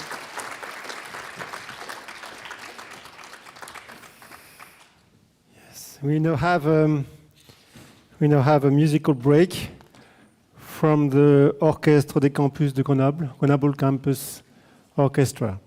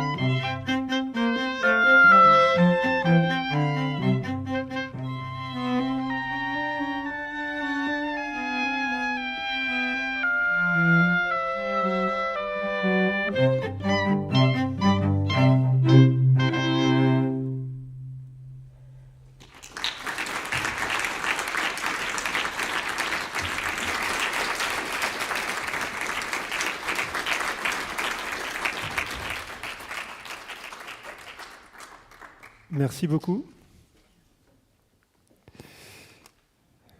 We now move to the honorary doctorate for Éva Tardos, and I also call, of course, Sophie Achard, our sponsor.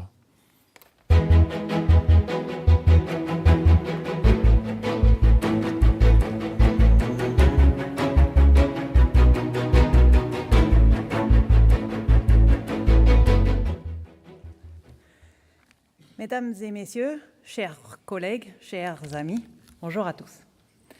C'est avec grand plaisir, en tant que directrice du pôle MSTIC et avec la communauté MSTIC ici réunie, de vous présenter Éva Tardos. Vous avez sûrement tous lu avec attention le livret accompagnant cette cérémonie, et je vais en résumer quelques points maintenant. Éva Tardos est une chercheuse de premier plan en informatique théorique. Professeure à l'Université Cornell aux États-Unis, ses contributions ont façonné le domaine de l'algorithmique au cours des 30 dernières années, ainsi que plusieurs des développements majeurs du domaine en tant que discipline. Professeure d'informatique Jacob Gould Schurman, Éva Tardos est actuellement présidente du département d'informatique de l'Université Cornell à Ithaca, dans l'État de New York. Elle avait déjà été présidente entre 2006 et 2010. Elle a été doyenne par intérim pour l'informatique et les sciences de l'information en 2012-2013, puis doyenne associée pour la diversité de l'inclusion en 2019-2020. Je vais m'attacher à rappeler maintenant quelques éléments du parcours d'une chercheuse exceptionnelle.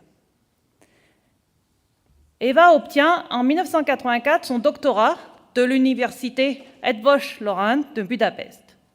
D'abord professeure invitée au MIT, elle rejoint le corps professoral de l'Université Cornell en 1989. Les sujets de recherche d'Éva Tardos concernent les algorithmes. Son travail se focalise sur leur conception et l'analyse de méthodes efficientes pour des problèmes d'optimisation combinatoire sur des graphes ou des réseaux.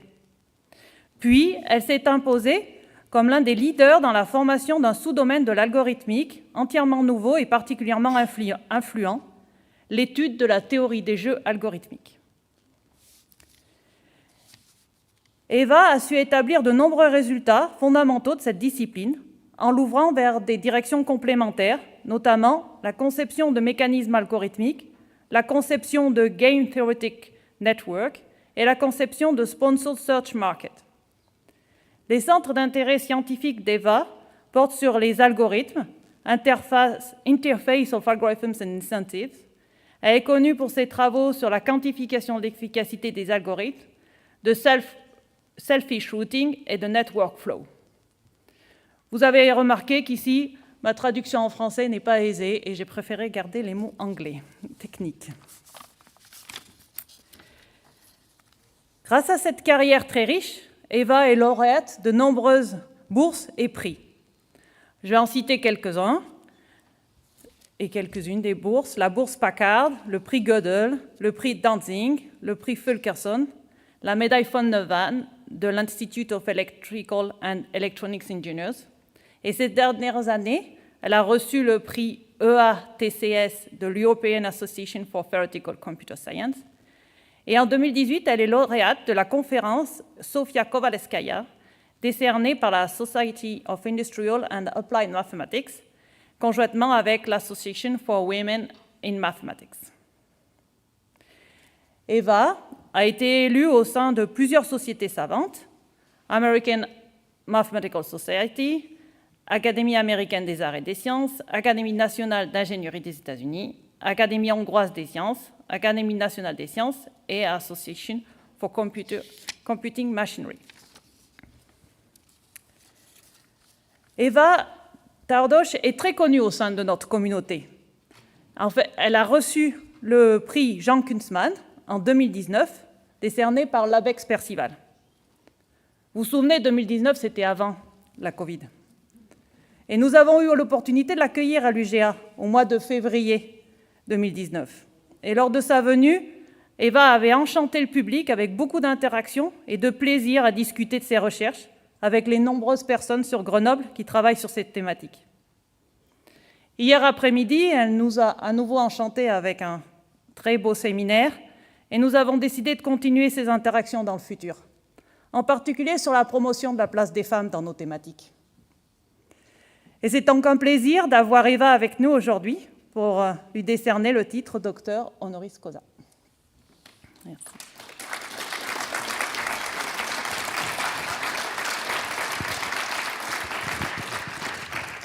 Éva Tardos, conformément à la délibération du conseil d'administration de l'Université Grenoble Alpes et au vu de l'avis favorable du ministère de l'Europe et des Affaires étrangères, j'ai l'honneur de vous conférer le titre de Docteur Honoris Causa de l'Université Grenoble Alpes et de vous en remettre les insignes.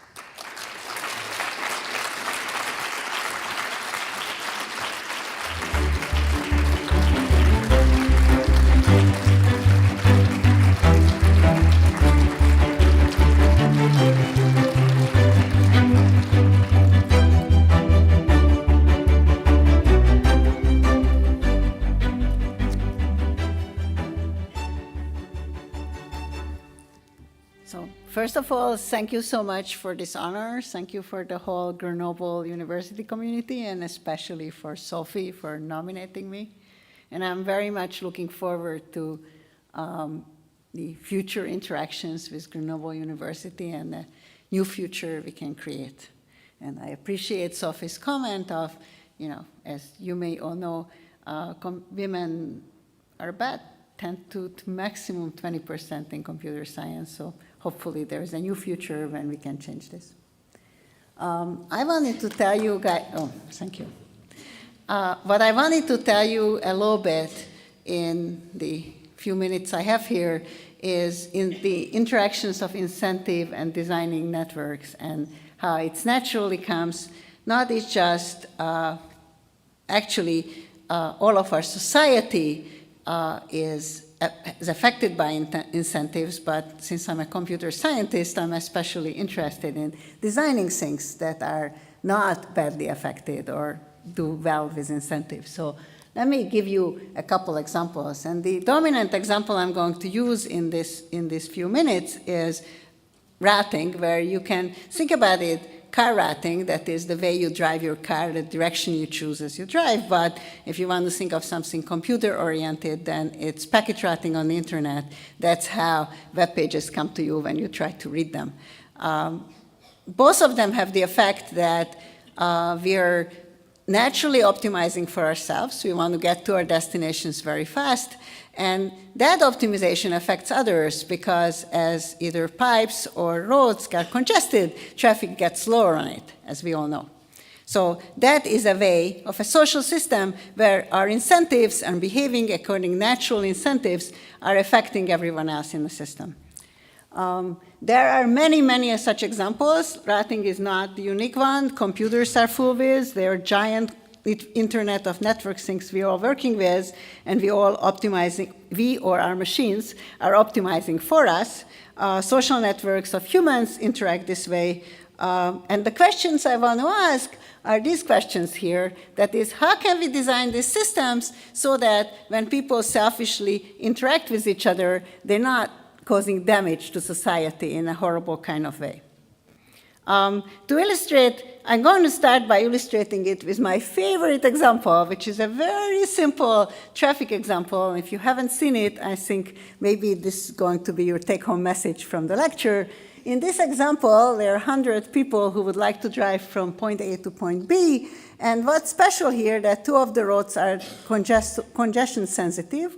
If there are X cars on it, then it's going to take you X over 100 hours. So, if there's going to be one car on it, it's going to take a fraction of a minute.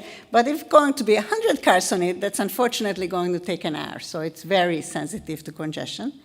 And if I let 100 people drive on it, then this is what's going to happen. They're going to nicely, hopefully, divide up, 50 of them going this way, 50 of them going that way. This solution we call a Nash equilibrium. Nash got his Nobel Prize for inventing equilibrium or thinking about equilibrium in economy. And what it means that while an hour and a half takes quite a long time, each of these drivers thinks that, well, there's nothing better I can do. The other road was just as bad as my road, so this is what it takes. Where the paradox or where the interesting thing starts, if I put in an extra road in this, here it is, here is my extra road. If I put in that extra road in the system, then unfortunately, all these drivers won't be happy, or maybe they think fortunately, won't be happy with the hour and a half. They're going to discover that, hey, wait a minute, I can get there in 1 hour. You see the problem, right? 50 minutes, 0 minutes, another 50 drives. So that's half an hour plus 0 plus half an hour. That's only an hour. So that's clearly an improvement. Unfortunately, after they discover it and they all switch to it, here is the unfortunate fact that happens. There's going to be 100 people on each of these roads. X over 100 is 1, so it's going to take 1 hour plus another 1 hour. That would be 2 hours. So every single one of them is worse off. It took them 2 hours to get there. A second ago, it took them an hour and a half before the road was designed, the new road was designed. And you can decide that, well, they should all go back to the previous solution. However, there is nothing they can do. The alternate road is equally bad. Any single driver, if things go back to the previous solution, that's not actually helping. So this is called the Brace paradox. Brace is a German mathematician who discovered this paradox, and it's a beautiful paradox. What the paradox is trying to say is that if you add an extra road, it can actually hurt the system. And in fact, there is in humans driving, there's an example from Los Angeles where they think it happened. That is, a new highway opened and the traffic got worse rather than better. So they think that's an example of a Brace paradox. What I'm going to be interested in is not as much the paradox, but the design question. How do I design systems so that this selfish behavior of people, natural selfish behavior, nothing wrong about them, they just want to drive to their destination, is not going a lot of damage. So the question I'm going to ask, how can I design systems so that when everyone drives the way they naturally drive, the solution is actually okay with us? And you might think that what happened in this example from an hour and a half to 2 hours got kind of bad, but in the internet context, we're talking about 1.5 milliseconds versus 2 milliseconds. You might say, hey, that's not actually that bad. So let me give you an example where life can actually be really bad, a very famous example. It's called the tragedy of the commons. For the name because a tragedy happens. This is an English story about a village where they had a commons where everyone could graze their cows.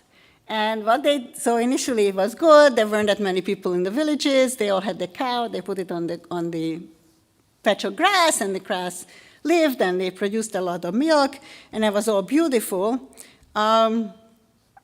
Unfortunately, there more and more people moved in. And as you can think about what happens with cows, and I will stay away from the mathematical formulas here, the more cows you put on the grass, there's not enough grass for them. The cows will start starving. And what happened at the end, there were just so many cows that no one extracted any value from this thing. So what happened, there was a patch of grass which had a lot of value to society, but somehow they couldn't actually extract that value, and that is a tragedy. That is, the value went down for the whole community because all we had is starving cows rather than a few cows. There is this catchy phrase, price of anarchy, which I studied a lot of my life, which is trying to measure this. How bad is your system? That is, you'll be comparing the Nash equilibrium, the natural equilibrium of state, to a socially designed optimum. So in this case, the natural equilibrium, every single human thinks, well, if my cow's on the grass, that's better than if I don't have grass, so I put it on the grass, but there wasn't enough grass for them. And that social value went down the drain. what is the main result that Sophie referred to in her summary is this maybe nice theorem that we had about 20 somewhat years ago that says that what you saw in the network example, where I said a minute and a half and well, a millisecond and a half and 2 milliseconds is not that big a difference, that there is something like this true in network routing. So network routing life is not so bad. Concretely, the theorem says that if you designed your network so that it's capable of carrying double the traffic you actually have, then you can let people route selfishly and it will be fine. That is, it does get worse, but if your network is big enough to carry more than what you actually have, then life is fine. So a morale for engineering would be that when you see too much traffic and things get too slow, you should not direct the traffic around, you just put in more pipes. I know for car driving this might not be so easy, but this is exactly what the internet is doing. When they see congestion, just put in more pipes. That is, they basically support our theorem. I admit they have been doing this before I had the theorem. But they do like it that our mathematical framework actually explains that what they're doing is rational. And in fact, there was a movement to try to organize traffic, which then got overseeded by just putting in enough pipes. And indeed, in that example, if you go for the Nash equilibrium with twice as much traffic, then indeed everyone has to drive 2 hours, just as I showed you. So one last thing I want to mention before I end, that somehow these original theorems assume that we magically reach what's called the Nash equilibrium, the equilibrium state. In reality, we don't actually reach that state because that's hard to reach for many, many reasons. One of them, sorry, I skipped this slide. There are beautiful many theorems of this form, but I'm going to switch to this. So it's really hard to reach Nash equilibrium for many, many reasons. One is, if you're a driver, you might be driving somehow, but for you to know who exactly is on the road and where exactly they're driving, that's really problematic. So the global knowledge needed to coordinate in Nash equilibrium is problematic. And then second is that actually, even if you had that global knowledge, there's a computational difficulty there. There is too much computation needed to get the Nash equilibrium. So a better solution, which is what I have been working on for the last 10 years maybe, is instead of looking at equilibrium, you want to make the assumption that all the players are participating and trying to learn what to do. They're learning from experience. If you went bad today, you're going to try a different route tomorrow, or maybe more precisely, Google is suggesting you a better route tomorrow. But it's all based on some sort of learning algorithms. And we're asking the same questions, what happens in a system as people learn.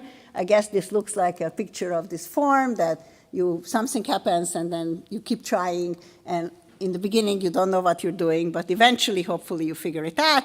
And the beautiful news is that most of the theorems we proved about Nash equilibria actually also work on learning outcomes, even though learning does not get you to the Nash equilibrium. But that doesn't matter. The behavior, the quality is going to be as good or similarly good as a Nash equilibrium. So in conclusion, I guess I want to emphasize what I started with, that selfish optimization is not nasty, not unreasonable. This is literally the only thing we can do as humans, not having enough knowledge about the system. And this is what our tiny system parts, like a router, can do for the very same reason. They're not nasty. They just don't have enough information to do anything better. And what we should do as computer scientists is design our systems so that if every piece selfishly optimizes, the outcome is reasonably good. And thank you very much for your attention.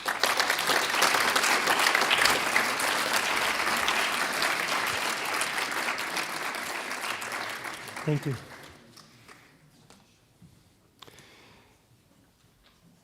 And we now move to the last honorary doctorate of today, to Roberto Zanino, and his sponsor is Brigitte Plateau.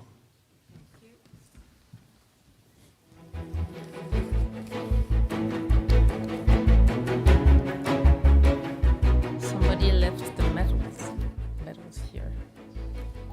Who's that? No, that's okay. Thank you so much. Monsieur le Président de l'Université Grenoble Alpes, cher Yacine, Monsieur l'administrateur général de Grenoble INP-UGA, cher Pierre, monsieur le recteur délégué pour l'enseignement supérieur et la recherche, cher Gabriele, monsieur le vice-président recherche UGA, cher Hervé, madame la vice-présidente recherche de Grenoble INP-UGA, chère Valérie, mesdames et messieurs les personnalités scientifiques honorées aujourd'hui, mesdames et messieurs, chers et chers collègues et chères étudiantes et chers étudiants. Voilà, aujourd'hui, je parle un petit peu au nom de l'Université européenne Unite. Cette université européenne a été créée en 2018, portée par l'UGA et sa composante Grenoble INP, par le Politecnico di Torino, qui est l'établissement de Roberto, l'UPC de Barcelone, l'Université de Lisbonne, la Technical University de Darmstadt, qui détient actuellement la présidence de cette université, le KTH de Stockholm, l'Université de Aalto en Finlande, la Technical University de Wrocław en Pologne et la Technical University de Graz en Autriche. Donc en acceptant de retenir la proposition faite par l'ancrage grenoblois de l'Université européenne Unite, c'est l'attachement aux valeurs européennes de l'UGA et de sa composante aussi Grenoble INP qui est ainsi affirmé fortement. Ces 9 partenaires européens de très haut niveau portent ensemble cette même idée qui prévaut à la création des universités européennes. C'est que l'espace géographique et politique européen doit aussi être un espace de recherche, de formation, d'éducation à l'identité européenne pour nos jeunes, maintenant et demain. Grenoble a toujours été un site en pointe pour son ouverture européenne et internationale, tant au plan de la formation que de la recherche. L'UGA déploie des actions d'envergure et reconnues, notamment par ses classements. Aussi, au-delà de l'hommage rendu à Roberto, c'est toute une communauté scientifique convaincue de l'importance des valeurs portées par cet espace européen qui est aujourd'hui mis en avant. Avec cette délivrance du titre de Docteur Honoris Causa à Roberto Zanino, l'UGA a souhaité rendre hommage à l'action de cette communauté pluridisciplinaire, tant sur le plan académique que pour son impact sur la scène européenne. Bon voilà, mais je suis censée aujourd'hui faire l'éloge de Roberto et non de notre action vis-à-vis de l'Europe, qui nous tient à cœur, comme vous l'avez compris. Aussi, je reviens sur les faits marquants de la carrière du professeur Zanino. Roberto est professeur d'ingénierie nucléaire à l'Institut Polytechnique de Turin et est un éminent spécialiste de méthodes de calcul pour les réacteurs à fusion nucléaire. Il a contribué de façon très significative à leur développement, à leur vérification, à leur validation et à leur mise en œuvre. Auteur ou co-auteur de plus de 200 articles publiés dans les revues internationales, Roberto Zanino a centré ses recherches en ce qui concerne la fusion nucléaire dans des domaines allant des interactions plasma-paroi aux questions d'échappement de puissance dans le divertor, aux problèmes de dynamique des fluides thermiques dans les aimants supraconducteurs et aussi la cryogénie. Il a aussi contribué au développement de réacteurs à fission nucléaire de 4e génération et à celui de l'énergie solaire concentrée. Parlons de son parcours. Après avoir obtenu un Master of Science cum laude en ingénierie nucléaire au Politecnico di Torino, avec une thèse préparée à la Scuola Normale Superiore di Pisa, vous avez vu mon accent, et un doctorat en énergétique au Polito, Roberto Zanino a longtemps partagé ses activités de recherche entre le Max Planck Institute für Plasmaphysik de Garching, en Allemagne, et le Plasma Science and Fusion Center du MIT. Tout ça a fondé son envergure scientifique et aussi son goût et son expertise pour la chose européenne, internationale, et enfin ses talents incroyables de polyglotte. Depuis 2021, il est professeur d'ingénierie nucléaire au département d'énergie du Polito, où il dirige le groupe de modélisation en énergie nucléaire. Il est aussi fondateur et leader d'une communauté scientifique autour de la fusion. Roberto est aussi vice-président du consortium universitaire italien pour les technologies nucléaires et membre du comité scientifique d'Euratom. Euratom est l'organisme public européen chargé de coordonner les programmes de recherche sur l'énergie atomique. Au Polito, il a occupé plusieurs fonctions tournées vers l'Europe, dont celle de vice-recteur aux relations européennes et aujourd'hui celle de directeur du pôle de Polito à Bruxelles. Il est délégué du recteur en charge du doctorat et des réseaux universitaires internationaux. D'ailleurs, au sein de l'université Unite, Roberto est le dynamique porteur de tout le volet recherche de cette université européenne et aussi de l'école doctorale de Unite.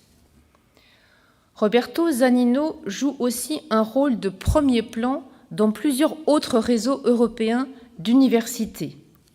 Il occupe actuellement le poste de directeur du réseau CESAR, qui est l'association européenne d'universités spécialisées et pluridisciplinaires en sciences et technologies, et il est le président du réseau Magalhães, qui est un réseau qui promeut les relations entre l'Europe, l'Amérique latine et les Caraïbes.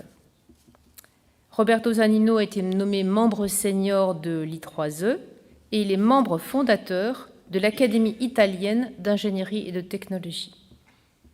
Je résumerai son action en disant qu'elle se distingue premièrement par une recherche de très haut niveau en matière de modélisation pour les réacteurs à fusion nucléaire, aussi par son rôle de leadership d'une communauté scientifique, et enfin par une implication exemplaire en faveur de l'Europe et des réseaux d'universités en Europe. Tout cela, comme nous l'avons remarqué, chers récipiendaires, soutenu par un caractère boute-en-train absolument invincible.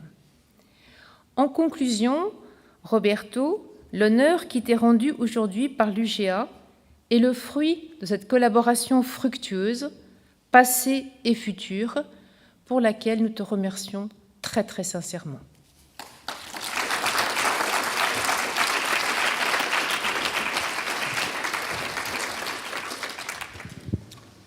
Roberto Zanino, donc conformément à la délibération du conseil d'administration de l'Université Grenoble Alpes et au vu de l'avis favorable du ministère de l'Europe et des Affaires étrangères, j'ai l'honneur de te décerner le titre de Docteur Honoris Causa de l'Université Grenoble Alpes et de t'en remettre les insignes.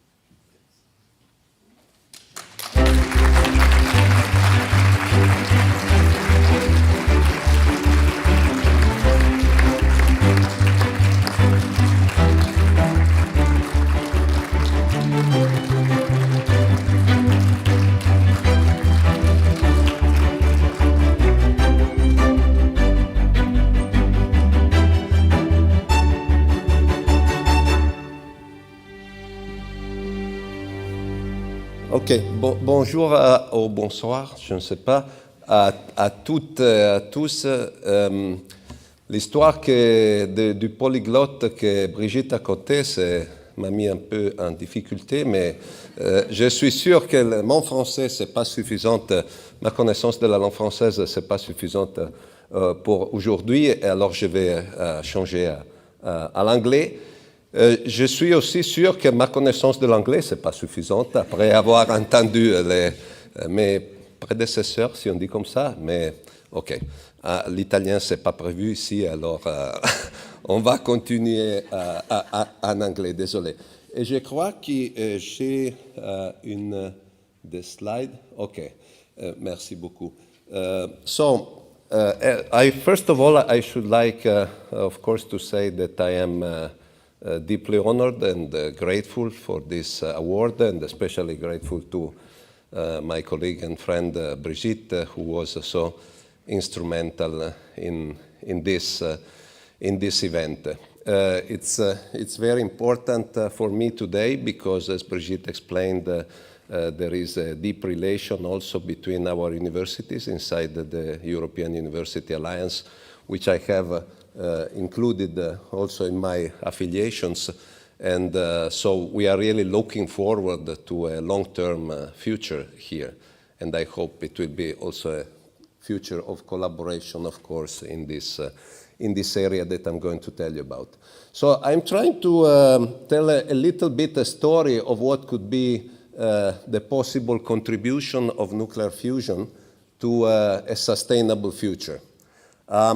Actually, although this is the focus of the talk, I should like to start recalling quite a curious coincidence because exactly 80 years ago today, Enrico Fermi, great genius and scientist and engineer and everything of the past century, realized basically what was the first nuclear reactor in the world in windy winter in Chicago.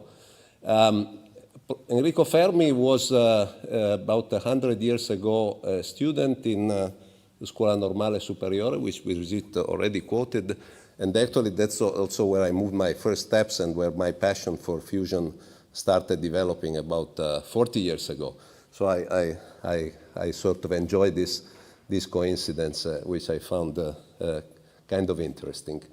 Now, I'm trying in this slide just because, of course, I do not know about the background of all of you, and so I just try to tell you why we think fusion is so interesting, and actually, and this is the important bottom line, why we think fusion is practically unlimited and, let's say, almost clean energy source. So what we are trying to do in fusion is basically to take the fuel, which is a mixture of high-temperature gases, which we call a plasma. This is the deuterium gas. This is the tritium gas. But if you look a little bit backwards, you see that the real fuel of this reaction is basically water for the deuterium and lithium for the tritium, because from lithium we think we are able to produce the fuel. And then we try to have this reaction occur. It's a nuclear reaction, of course. And we produce two reaction products. The first we call alpha particle. It's nothing but a nucleus of helium. And this alpha particle is used like in sort of a miracle to achieve a situation which is called ignition, from the Greek ignis, the fire. So in principle, you could maintain this mixture of gases hot, although you're not putting power from the outside, okay? So it's an ideal, perfect amplifier, energy amplifier. The second reaction product, which is down here, is a neutron. And this neutron is then used in a fairly, let's say, conventional way. It slows down in a medium, which we call the blanket.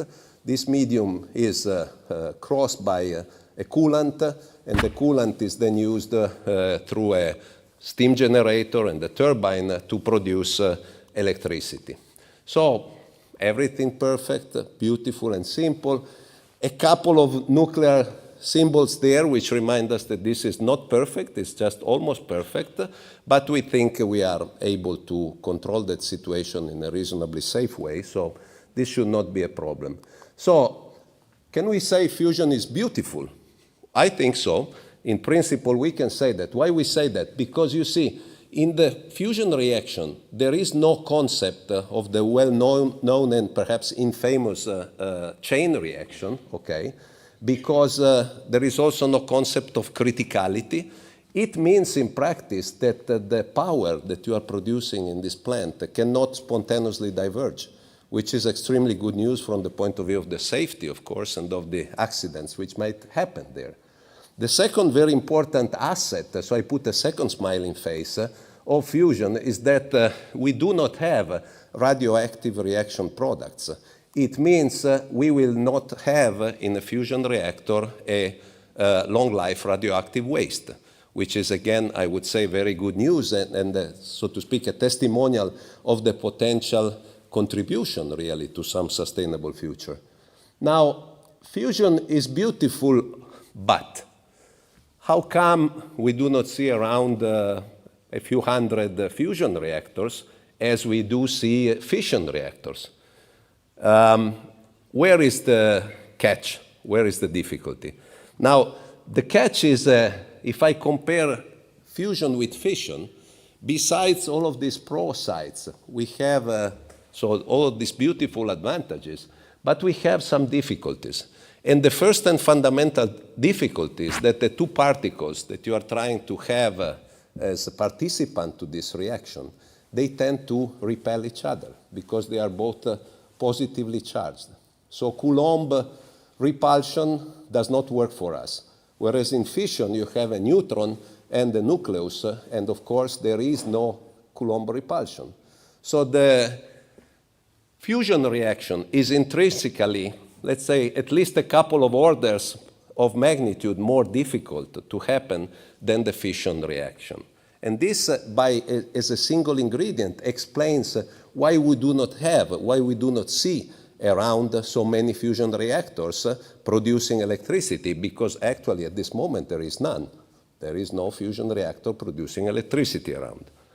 So if we start from this background, what can we say about the reputation of nuclear fusion, let's say in the general public, but I would say also sometimes inside our universities? It is not very popular. The claim is typically that the fusion people have been promising always, to have this realized in another 20 years. And then 20 years pass, and then they say, oh, it will be in another 20 years, and so on. It does not seem to converge. Now, I just picked up this little survey, which the popular Scientific American magazine launched about 10 years ago. I happened to read this while I was in a flight, and I was sort of a little bit surprised by this. So they ask their readers, the Scientific Americans ask their readers, what do they think about the likelihood of a certain selected number? You see there, they are 3, 6, 12 events, okay, which might happen and which would be complete game changers in the history of humanity, okay? And I have highlighted here for you 2 of these because the dash box here refers to contact with the alien civilization, okay? This is the SETI. And the contact with alien civilization is judged by the author and supported by the readers as unlikely. Energy from fusion is judged by the reader and supported by the author as extremely unlikely.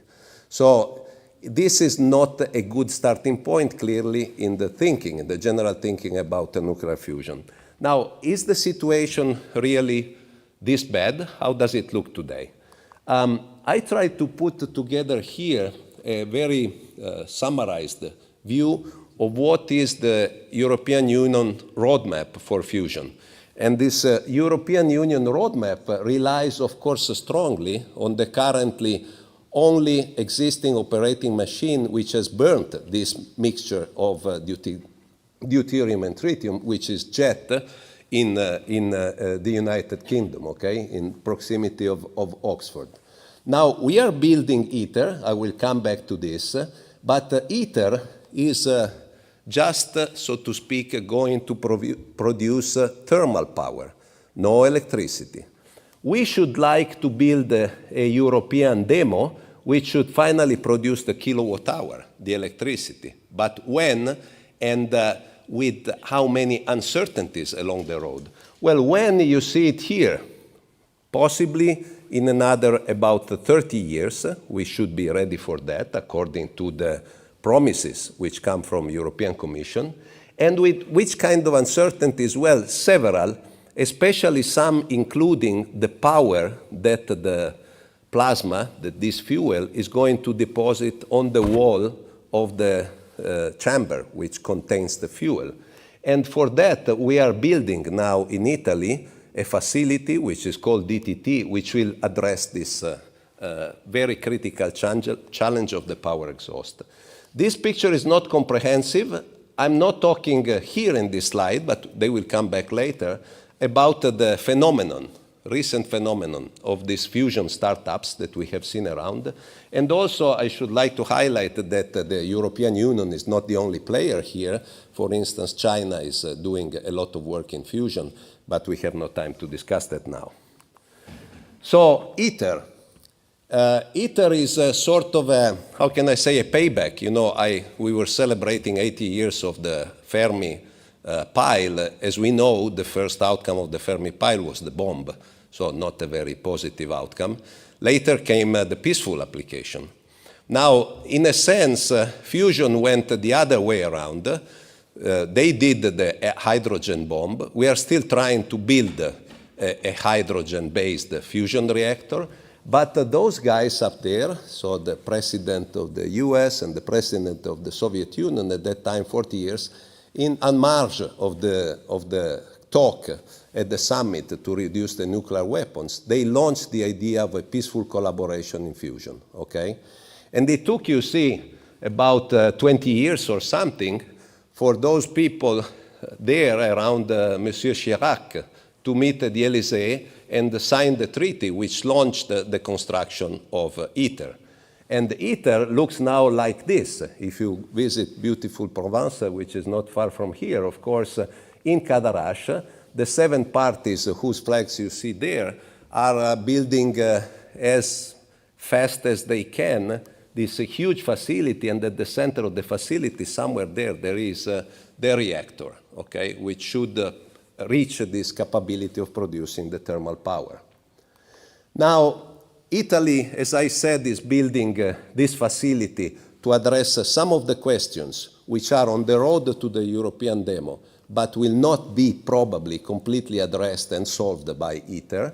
And I like to highlight this fact because this consortium which is building the DTT is participated also by the Politecnico di Torino, and the construction of this is not just paper, the construction of this started in Frascati last year, so another beautiful part of Europe, which I recommend you to visit if you have the time. Now, what about the promises? When is this electricity coming up? This is a complex table, but you do not need to read everything. You just can look at the highlighted numbers. I have distinguished between public initiative, which are the first 2 rows. We see estimate of money spent and to be spent in ITER currently around 24 billion, okay? Talking about dollar or euro, which is equivalent. How much the demo will cost, we do not know. When it could come, maybe the 50s. But as I mentioned, in the meanwhile, we have had the flourishing of private initiatives, some of which extremely successful, because you see venture capital, the real venture capitalist, by the way, not those ones. Somebody thought I was venture capitalist here, but I'm afraid I'm not. Anyway, the real venture capitalists were able to be convinced by these people to put, one couple of billions. So the phenomenon is no more completely negligible. Actually, people are observing this phenomenon about the reliability of producing electric power in those times, which are, as you can see, extremely shorter compared to the mainstream roadmap. I will not comment because it's difficult to comment right now. But certainly, let me say the landscape is very dynamic. And perhaps it is interesting to notice that there is a comparable landscape evolving around Generation 4 fission reactors, including, again, public initiatives, like the ones which are in the second table, and the private initiatives. And actually, again, also here, I should like to quote an initiative in which the Politecnico di Torino is participating in a partnership, which is the Nucleo startup. And these guys, in basically less than a couple of years, perhaps, they were able to raise, you see, about 400 millions. They were able to hire 100 people, a significant fraction of which engineers, significant fraction of these engineers coming like from Master of Science or former PhD students of the Politecnico. So I think there is quite many interesting things going on in this area. We need, of course, to have a significant effort on the side of the education and training. And this is just to give you an idea, because we need on initiatives which are so much medium to long term, we need to preserve and grow a community of students and researchers which are able to push this thing forward. And Europe, again, and actually our countries in particular, this is a second prize and third prize, okay, are very well positioned. If I look at the distribution of PhD students in Europe according to this Eurofusion figures, I would say France and Italy are very well positioned, which is maybe not so surprising for France, which is a nuclear power, a place where nuclear power is very well accepted, but definitely surprising for Italy, which, left the conventional fission power many years ago. We are doing a lot of work in the field of education there, and actually the two oldest courses in the engineering and physics of fusion reactors come from the Politecnico di Torino.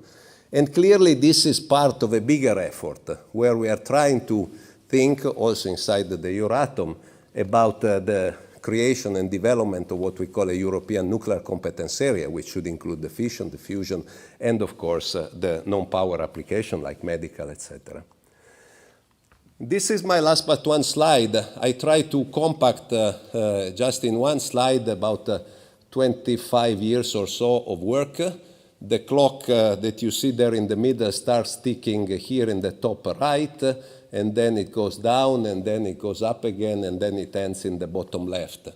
The focus, Brigitte was already saying, was on the development, and still is, development, verification, validation, and application of computational methods and tools. Besides building things, you have to design them, and the complexity, the level of complexity of these applications we're talking about requires very sophisticated computational tools. So we have spent quite some time over the last 25 to 30 years trying to develop methods and then computational tools, I mean codes, to be able to simulate reliably, because that's the key and very difficult keyword, reliably simulate this very complex system. Moving from up there, top right, which is plasma interaction with the wall of the chamber, going through the vacuum vessel, which is the wall, so to speak, which isolates the first containment barrier, okay, isolates the plasma from the rest of the world, and then going to the superconducting magnets and their related cryogenics, including, by the way, some work which we've been doing here in Grenoble in the CEA. And the target is, you see it roughly speaking in these plots, the target is to be able to confirm sometimes through the most sophisticated possible exercise, which is predictive validation, that your model is reliable. What does it mean, predictive validation? You do the computation before the experiment exists, then you close the result in a safe, then they do the experiment, and then you compare. Okay? It cannot be more difficult than that. If you do the computation after the experiment is made, we are always very able, to tweak some buttons and then show a very good agreement. To do it like that, it's a little bit more difficult. Now, 25 years ago, 30 years ago, I was, talking about I, and so on, because you think you're running and so on. Then, as time goes by, I think the importance of the group becomes more and more significant, more and more relevant. So I like to conclude with this picture. This is today our NEMO group, and I think the merci is, of course, for them, because otherwise I wouldn't be here, basically, and of course for you in the audience and for the people who contributed to this award. Thank you very much.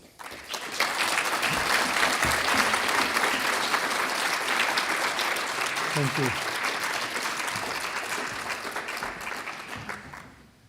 Thank you. We now have a final concert by the orchestra.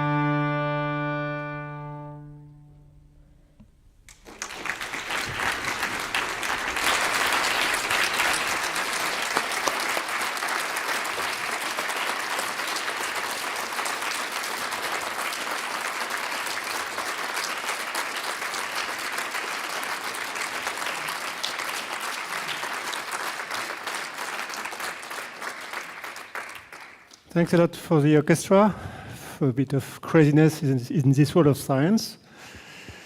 And it's now the end of the ceremony. I now call the new Docteur Honoris Causa to join me on the scene together with their sponsors for a picture and with the president and the rector.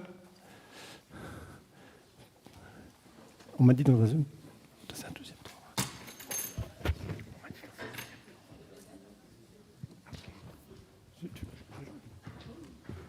And also, of course, with the president of the academic divisions.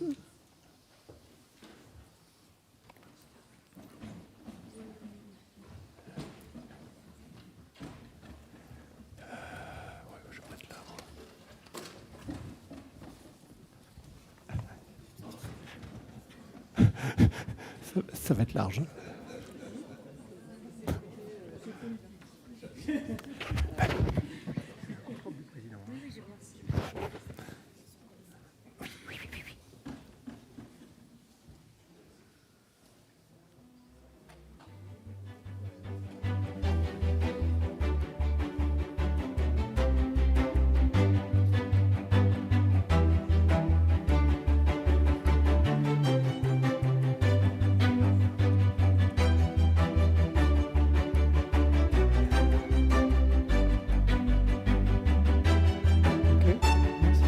And now, with all the other colleagues in academic dress, please, and Mr. the Consul, Madame la Consul, s'il vous plaît, si vous voulez vous joindre à nous.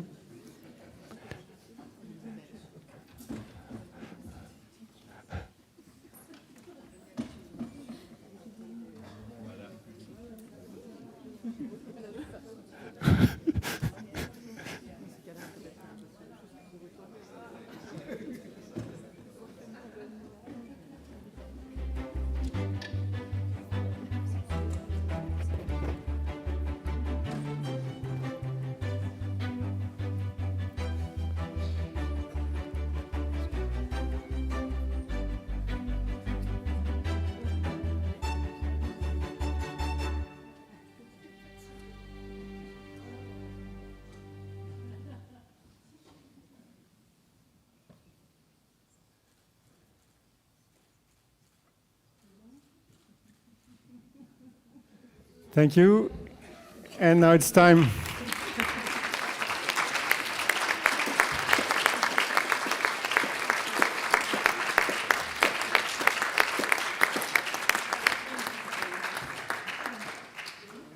And you are now all invited to a cocktail which will take place at the Restaurant Diderot on the ground floor.